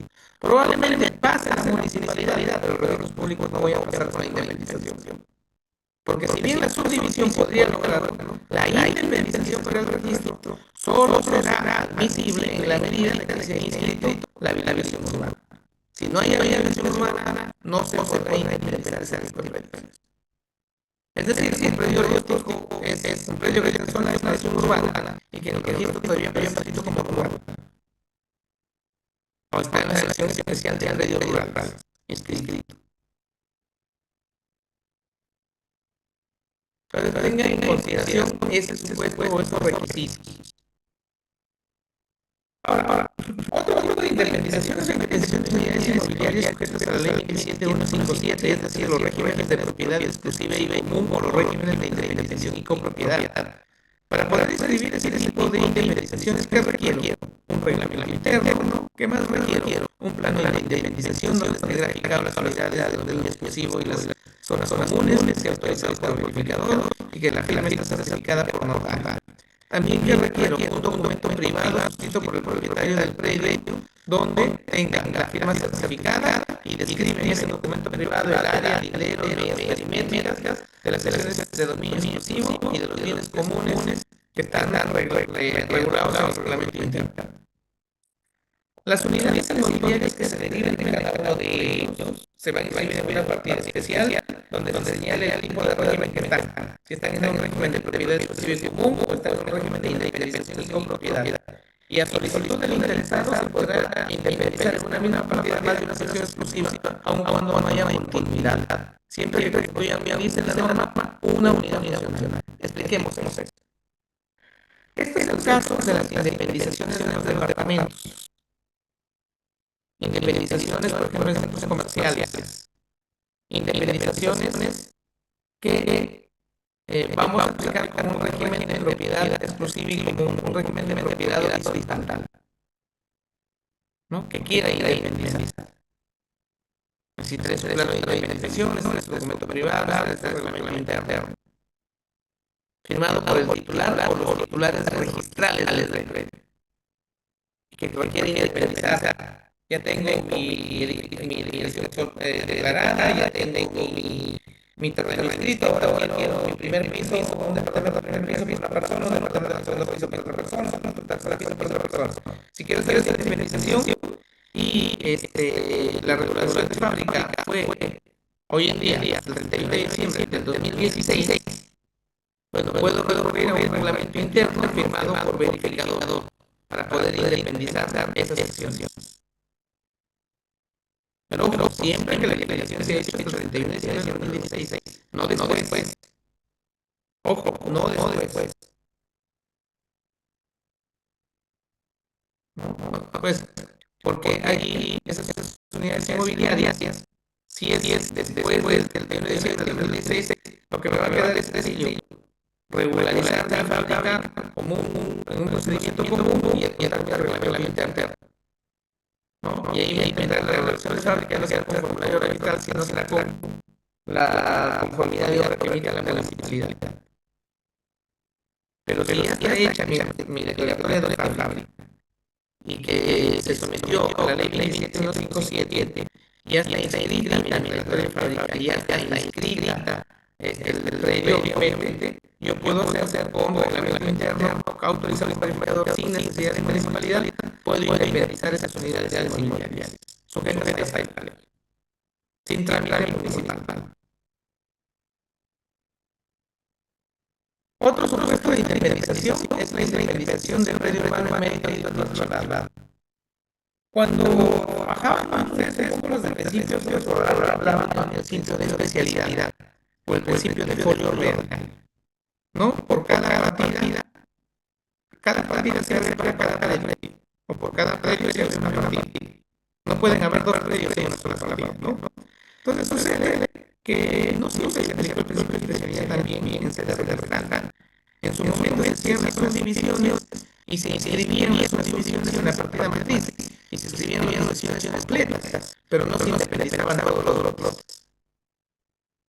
Entonces, si el título archivado tiene la documentación técnica correspondiente, es decir, el plano de donde se puede ver las características técnicas del lote independizar, necesito sencillamente hacer la petición para que se pueda independizar el lote, pero para ello en qué caso, cuando se existe una subdivisión, pero no se realizó la independización.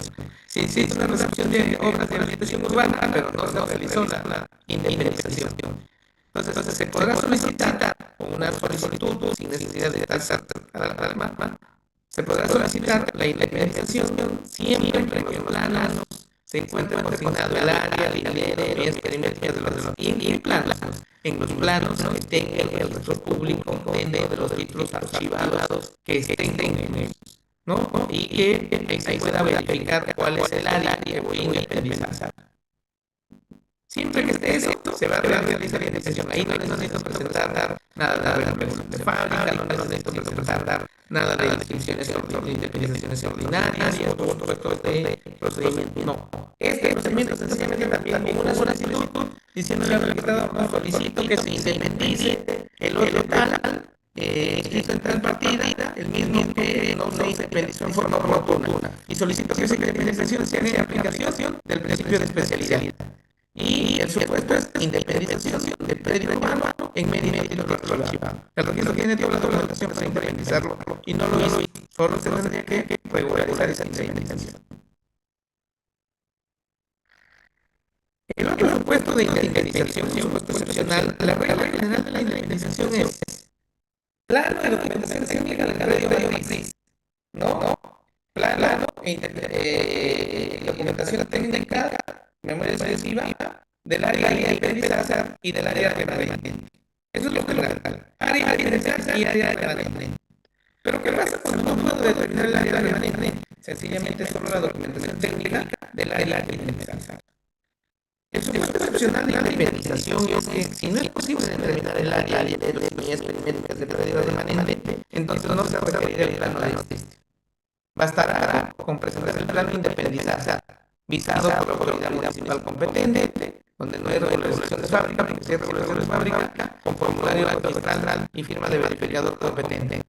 No, vía regularización de fábrica, que sería el segundo supuesto.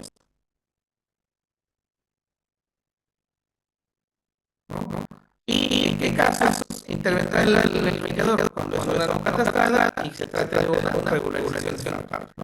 Y en este caso se requerirá el documento con firma legalizada del propietario en caso solicite la indemnización.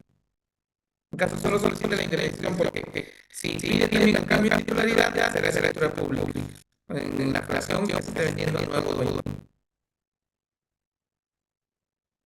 Ahí eso también es un precedente vinculante.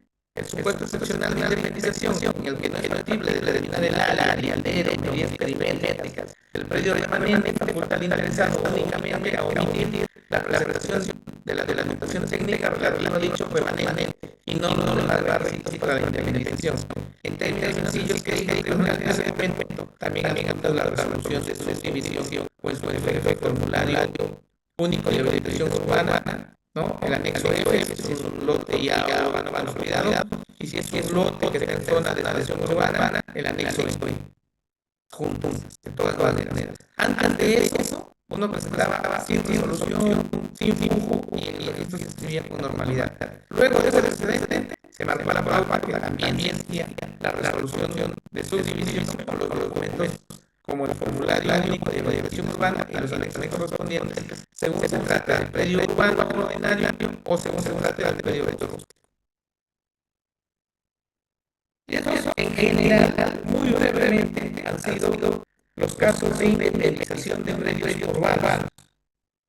6 procedimientos genéricos, de los cuales tienen subtipos a la vez. En el caso de la indemnización rural, tienen a su vez cinco procedimientos o cinco tipos de indemnización que se pueden presentar.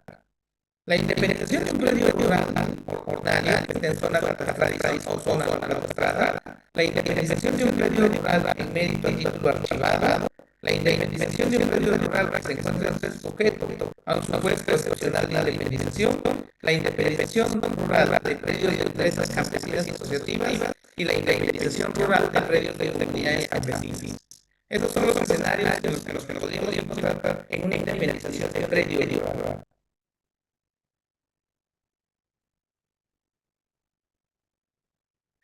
Si es un predio rural ordinario que esté en zona catastrada, ojo, se requerirá, si es que es pedido únicamente por el propietario y no hay cambio de titularidad, documento otorgado por el propietario con firma certificada notarialmente en el que se dice el área de cada lote que se desmembra o fracciona y los remanentes con la presentación de características. Claro, ahí habrá sensores y habrá otras características del certificado catastral a presentar.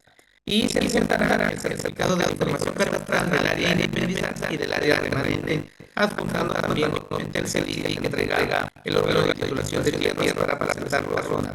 Un CEDI donde está toda la base gráfica de ese certificado de información catastral. Si es una indemnización en zona catastrada y es un cambio de titularidad, se tendrá que agotar la factura pública de transferencia de la fracción que se va a indemnizar. Y ya no el documento privado al propietario.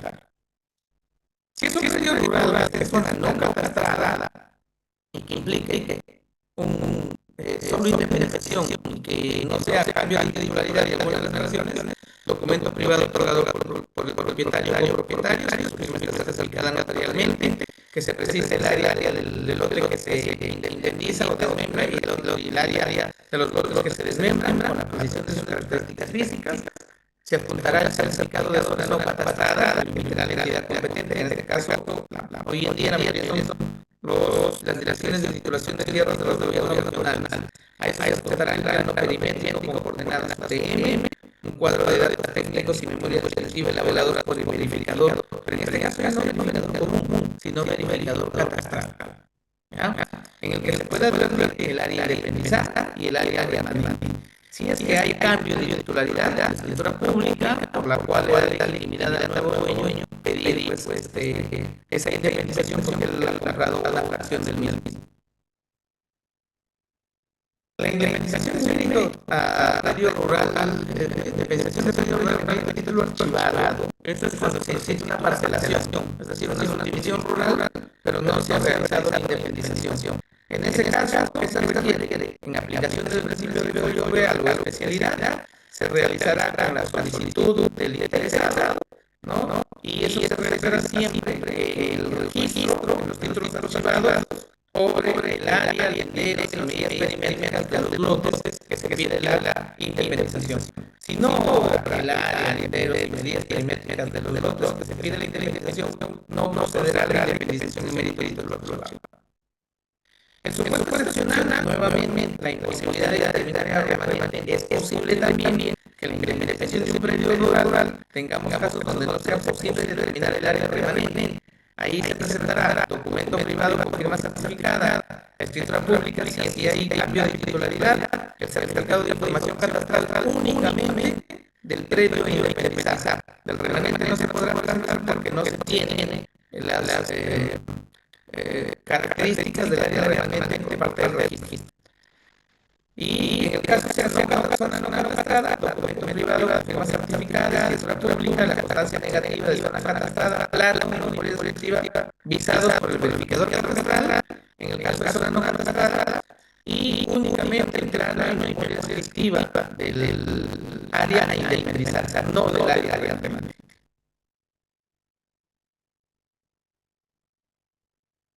El otro supuesto de indemnización o parcelación de terrenos de empresas campesinas y asociativas.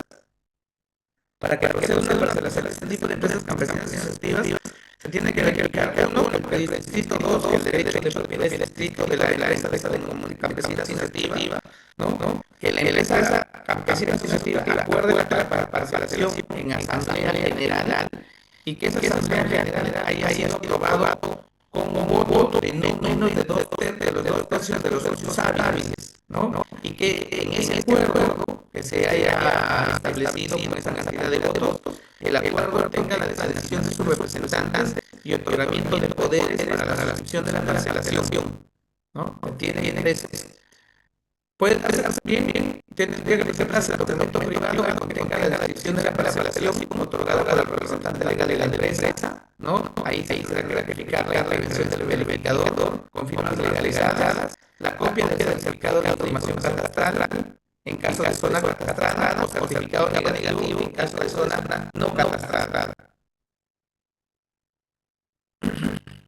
Eso en el caso de parcelación de empresas de terrenos rurales de empresas campesinas asociativas. En el caso de empresas campesinas asociativas y que contengan la indemnización y se haya preferido una parte, primero será necesario que se inscriba la parcelación con los requisitos, con estos requisitos que ustedes vengan de frente, y al mismo tiempo se adjunte la escritura pública o formulario registral de transferencia otorgado a favor del socio o a favor de los trabajadores estables, para que se pueda inscribir la transferencia de la parcelación si algún lote pasa a un tercero cuando sea la empresa asociativa en específico. En el caso de los derechos de comunidad campesina, ¿ya? Para inscribir una indemnización, parcelación en este caso, el derecho de la comunidad campesina, su inmueble tiene que estar también inscrito a nombre de la comunidad campesina. Que la comunidad campesina acuerde la parcelación en asamblea general, voto no menos de los dos tercios de comuneros calificados. Ese acuerdo tendrá también que indicar la designación de quienes son los representantes para solicitar esa parcelación, el otorgamiento de poderes para la recepción de parcelación y que eso obviamente se encuentre escrito en ese acuerdo en el registro de personas jurídicas. Tengo que asegurarme que la comunidad campesina haya aprobado eso.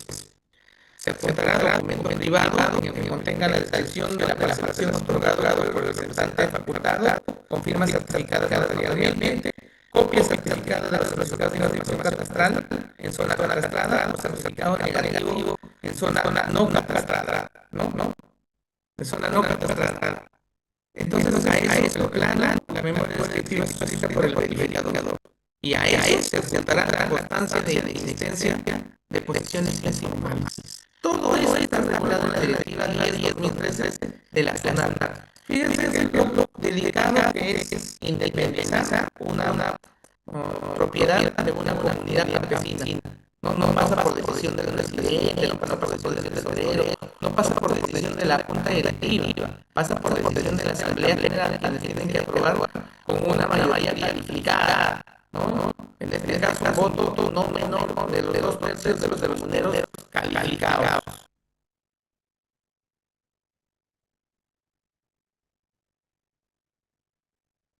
Como pueden dar cuenta, la indemnización tiene varios supuestos, tiene varios requisitos, tiene varios actos, tiene varios supuestos que se pueden presentar para poder hacer los actos de indemnización en sede registral. Cada uno con sus propios requisitos y la intervención de ciertos profesionales que tengan la condición de verificadores comunes o verificadores catastrales.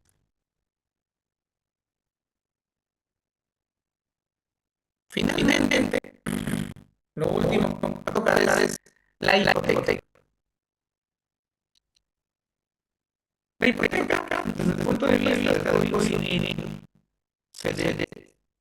la noción legal de hipoteca es aquella afectación de un inmueble en garantía del cumplimiento de cualquier obligación propia o de un tercero. La garantía no implica desposesión, otorga al acreedor los derechos de persecución, preferencia y medida potencial del bien hipoteca. Así establece el Código Civil. Para los requisitos de validez, van a ser momentos de evaluarlo en sedes registrales, que una hipoteca para ser válida requiere qué cosa es el documento que lo contiene, que se afecte el bien, que afecte el bien el propietario, ¿no? El propietario o su representante del propietario, que se afecte el bien. Dos, que la hipoteca garantice el cumplimiento de una obligación determinada o determinable. Tres, que el gravamen sea de cantidad determinada o determinable y por último se inscriba en el registro de la propiedad inmueble como requisitos de validez. La no inscripción de una hipoteca en el registro significa que esa hipoteca no es válida. Puede significar un título que acredite una obligación, pero no la constitución de un derecho real como tal. La constitución del derecho real se hará en la medida de que la hipoteca esté inscrita. Si no se inscribe, eso sencillamente queda en el campo obligacional, no en el campo del derecho real. ¿No? Las hipotecas en cuanto a su preferencia tienen preferencia en razón de su antigüedad, pero no antigüedad en su constitución, sino antigüedad en la fecha en que se registraron, salvo que hay una situación de rango. Pues, primera hipoteca será de primer rango, porque llegue se escribió primero, de segundo rango se escribió después, aun cuando sus títulos constitutivos sean de fecha anterior, una de otra, ¿no? Aun cuando sea eso, sencillamente el rango y la preferencia lo determinará la fecha en la que se escribieron. Algo adicional que debe tener es que no se puede establecer en los contratos de hipoteca el hecho de que el propietario de ese bien renuncia a grabar el bien como una segunda o tercera o cuarta o derivación hipoteca. No se puede establecer. Por muy acreedor, por todo, no podría establecer en la escritura pública que el propietario con esa hipoteca que escribe renuncia a la potestad de hipotecar más adelante con segundo de su hipoteca. No se puede, eso sería una cláusula nula, una cláusula no puesta. La sección de rango, cuanto al otro acreedor hipotecario, requiere pues, el documento correspondiente de escritura pública de cesión y para que se produzca efecto, bueno, se tendrá que escribir en el registro y que sea comunicada al deudor en específico, ¿no? Causas de extinción de la hipoteca, aquel al 5, 1122 reglas 5, pero realmente hay más causas de extinción de la hipoteca. Extinción de la obligación que caracteriza el sistema de supuesto, anulación, rescisión o resolución de la obligación, renuncia del acreedor, destrucción total del inmueble, consolidación. Y a eso tendríamos que escribir caducidad de hipoteca, que está regulada en la ley 2669. Algo que quiero que tengan en cuenta en esta última parte ya por el tiempo que nos va ganando. Uno, no corresponde al registrador verificar la existencia ni la validez de la obligación cuyo cumplimiento se pretende asegurar, sino únicamente el acto constitutivo de la hipoteca, que se haya iniciado al acreedor, al deudor y a la prestación. Y en cuanto a la prestación, que sea determinada o determinable. El monto de la hipoteca debe ser expresado de forma numérica desde el momento de su inscripción. Dicho monto, dice el tribunal, será determinado si es una suma fija claramente definida o especificada. Será determinable si se obtiene sobre la base de delitos objetivos fijados por las partes, por ejemplo, que requieran de simples operaciones aritméticas, ¿no? Sin necesidad de recurrir a otros acuerdos. Por ejemplo, hipoteca y garantiza el préstamo más gastos de cobranza, más esto, más tal. Y eso se puede determinar. Hay que tener criterios de determinabilidad de las obligaciones garantizadas a la hipoteca, los dejando. Pero lo importante es que tienen que ver es la hipoteca unilateral. La hipoteca normalmente no está acostumbrada a ser hipoteca bilateral, propietario y acreedor. Pero la hipoteca unilateral permite construir hipotecas unilaterales declaradas únicamente por el propietario sin necesidad de la del acreedor, ¿no? Esta hipoteca unilateral que puede ser otorgada por el propietario sin necesidad de la intervención del acreedor estará supeditada a su eficacia, ¿no? A la aceptación del acreedor. También puede darse la hipoteca unilateral por título de crédito hipotecario negociable, el famoso TCN. También puede ser otro tipo de hipoteca unilateral distinta a la que estoy hablando en este momento. Ahora, para cancelar la hipoteca se requiere obviamente la declaración del acreedor o los supuestos que establece la ley para decir que se ha extinguido. Pero en el caso de una hipoteca unilateral, ¿no? Donde solo ha sido constituida por el propietario sin intervención del acreedor y que esté especificado quién es el acreedor, Su cancelación podrá realizarse en cualquier momento por la sola voluntad del cliente, en este caso el propietario, siempre que no conste en la partida registral la cesación del acreedor. Ahí se puede pedir la cancelación, así como lo consigo unilateralmente la hipoteca, lo cancelo unilateralmente la misma. ¿No? La ley 1669 incorporó un supuesto adicional, que es la extinción de la hipoteca. Esa extinción de hipoteca, por ejemplo, es aplicable a las hipotecas constituidas de personas naturales y por regla general inaplicable a las empresas del sistema financiero. Sin embargo, hay una excepción. Pueden cancelarse en mérito a la ley 2639 los gravámenes, mencionan aquí, hipotecas, cuyo plazo de caducidad se ha cumplido entre el 25 de septiembre de 1996 y el 9 de diciembre de 1996, aun cuando hayan sido constituidos a favor de entidades del sistema financiero. ¿Ya? Ese es el plazo. Es decir, si una hipoteca ya caducó el 25 de septiembre del 96 y el 9 de diciembre del 96, pueden inscribir la extensión por caducidad. Si no caduca. Las hipotecas que antes del sistema financiero por regla general no caducan, salvo la caducidad se haya cumplido el 25 de septiembre de 1996 y el 9 de diciembre de 1996.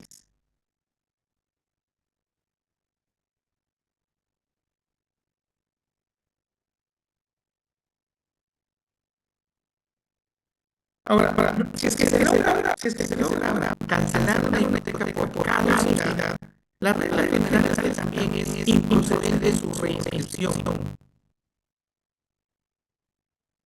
Es improcedente su reinscripción, salvo lo que dice el tribunal.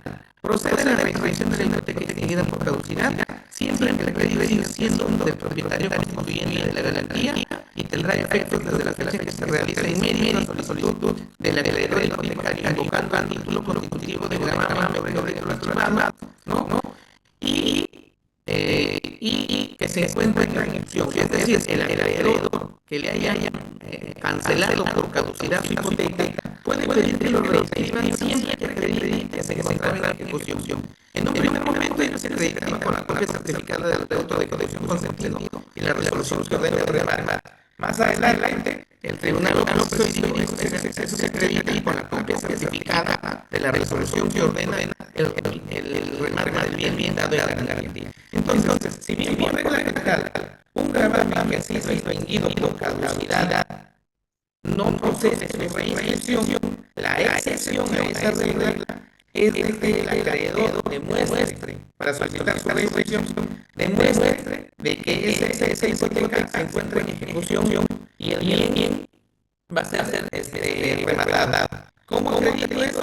Mi solicitud de reinscripción y la copia certificada de la resolución que ordena el remate de bien dado en la garantía. Ahora, algo adicional, la cancelación de hipoteca a favor de una persona jurídica extinguida. La extensión de una persona jurídica acreedora determina la extinción de la hipoteca. ¿No? Si ustedes alguna vez, por ejemplo, encuentran inscrito una hipoteca a favor de una persona jurídica y en el registro ya consta que esa persona jurídica se extinguió, podría solicitar la cancelación de la hipoteca por cuanto la persona jurídica ha sido extinguida. Se puede solicitar también el registro. Perdón, que conste una parte, porque había bastante información que espero que los haya servido, les haya ayudado un poco, menos generales, a abordar un poco el tema de la indemnización, el tema de cargas técnicas, el tema de hipoteca y algunos escenarios adicionales en cuanto a la caducidad de la hipoteca.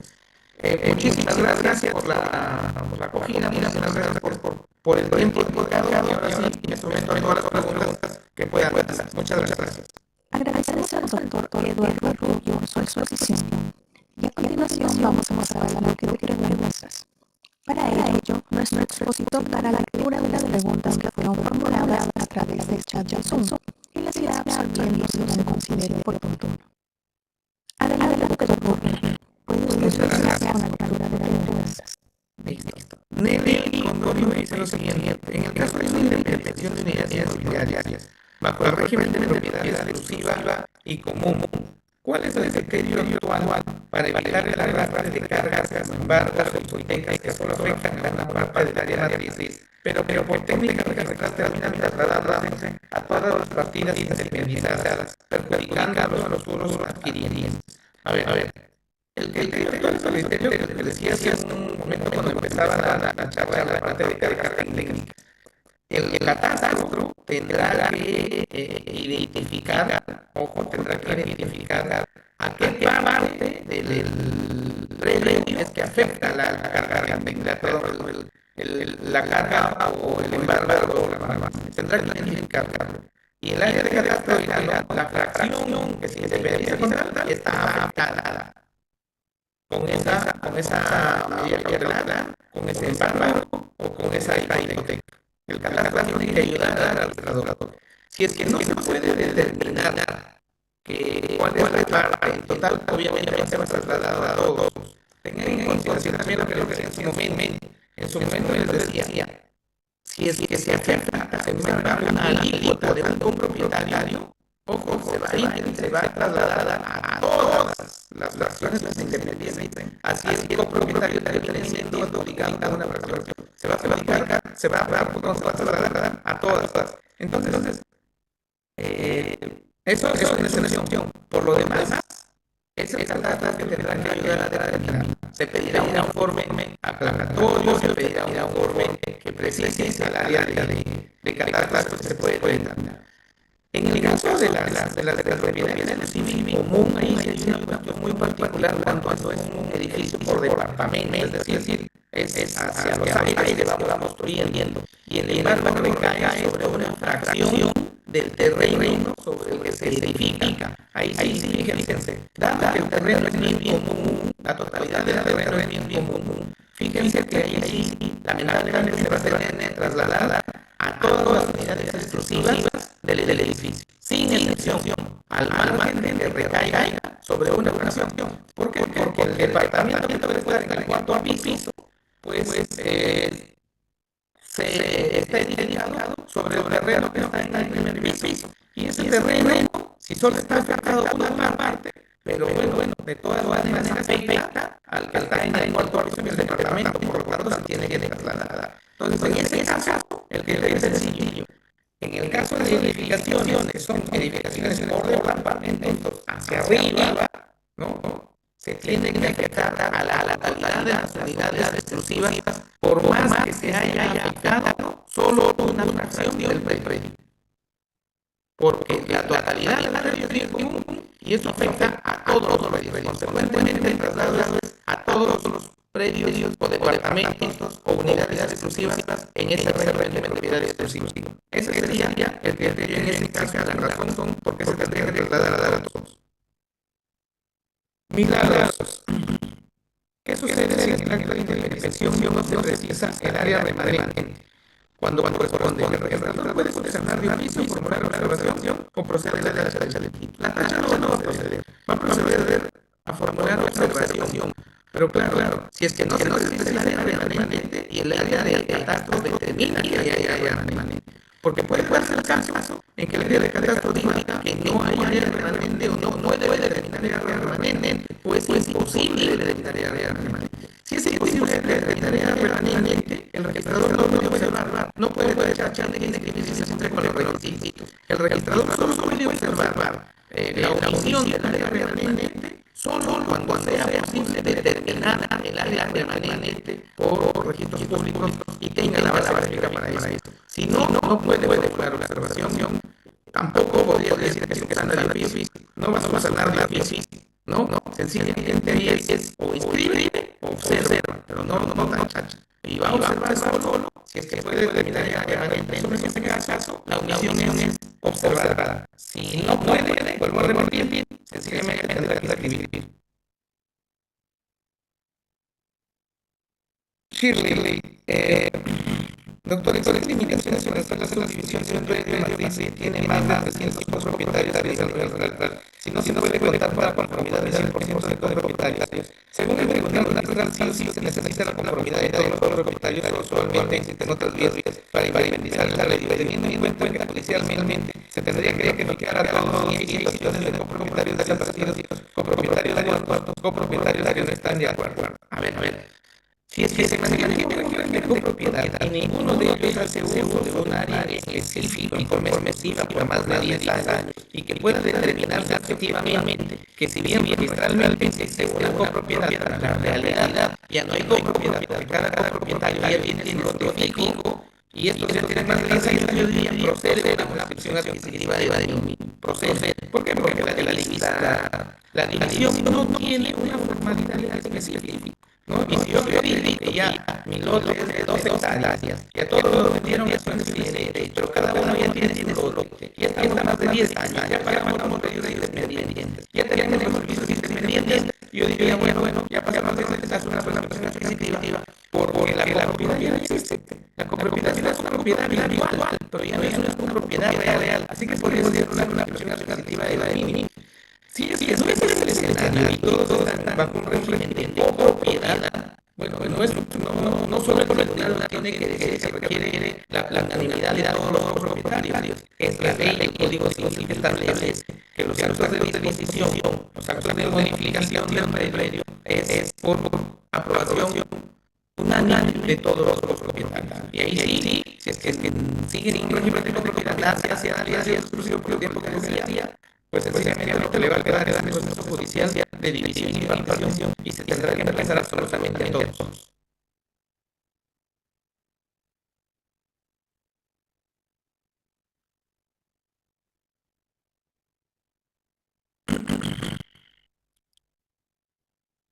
Cuatro.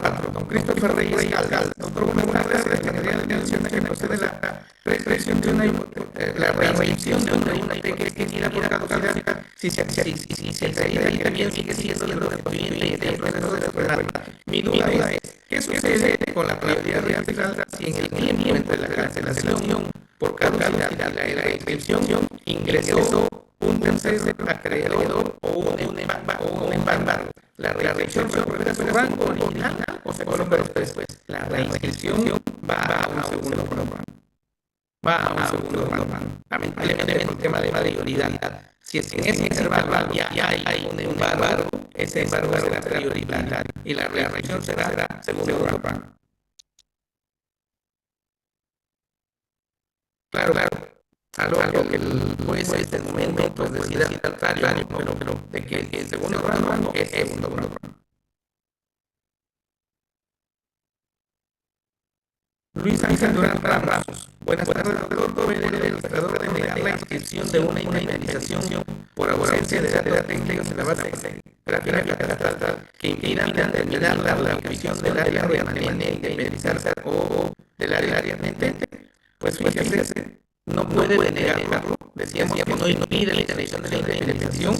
Si no puede dejar el área remanente, no impide. Si no puede determinar que el área de indemnizar forma parte del predio matriz, tampoco impide. ¿Qué es lo que mandará en este caso? Lo que mandará es el documento público, en este caso la solicitud pública o la solicitud del documento privado del propietario, si no hay cambio de titularidad del propietario al titular registral que diga mi predio que yo he independizado forma parte de esa partida. Si dice eso que forma parte de esa partida, el registrador se encuentra vinculado por el documento legal y tendrá que independizarse. En conclusión, no hay impedimento.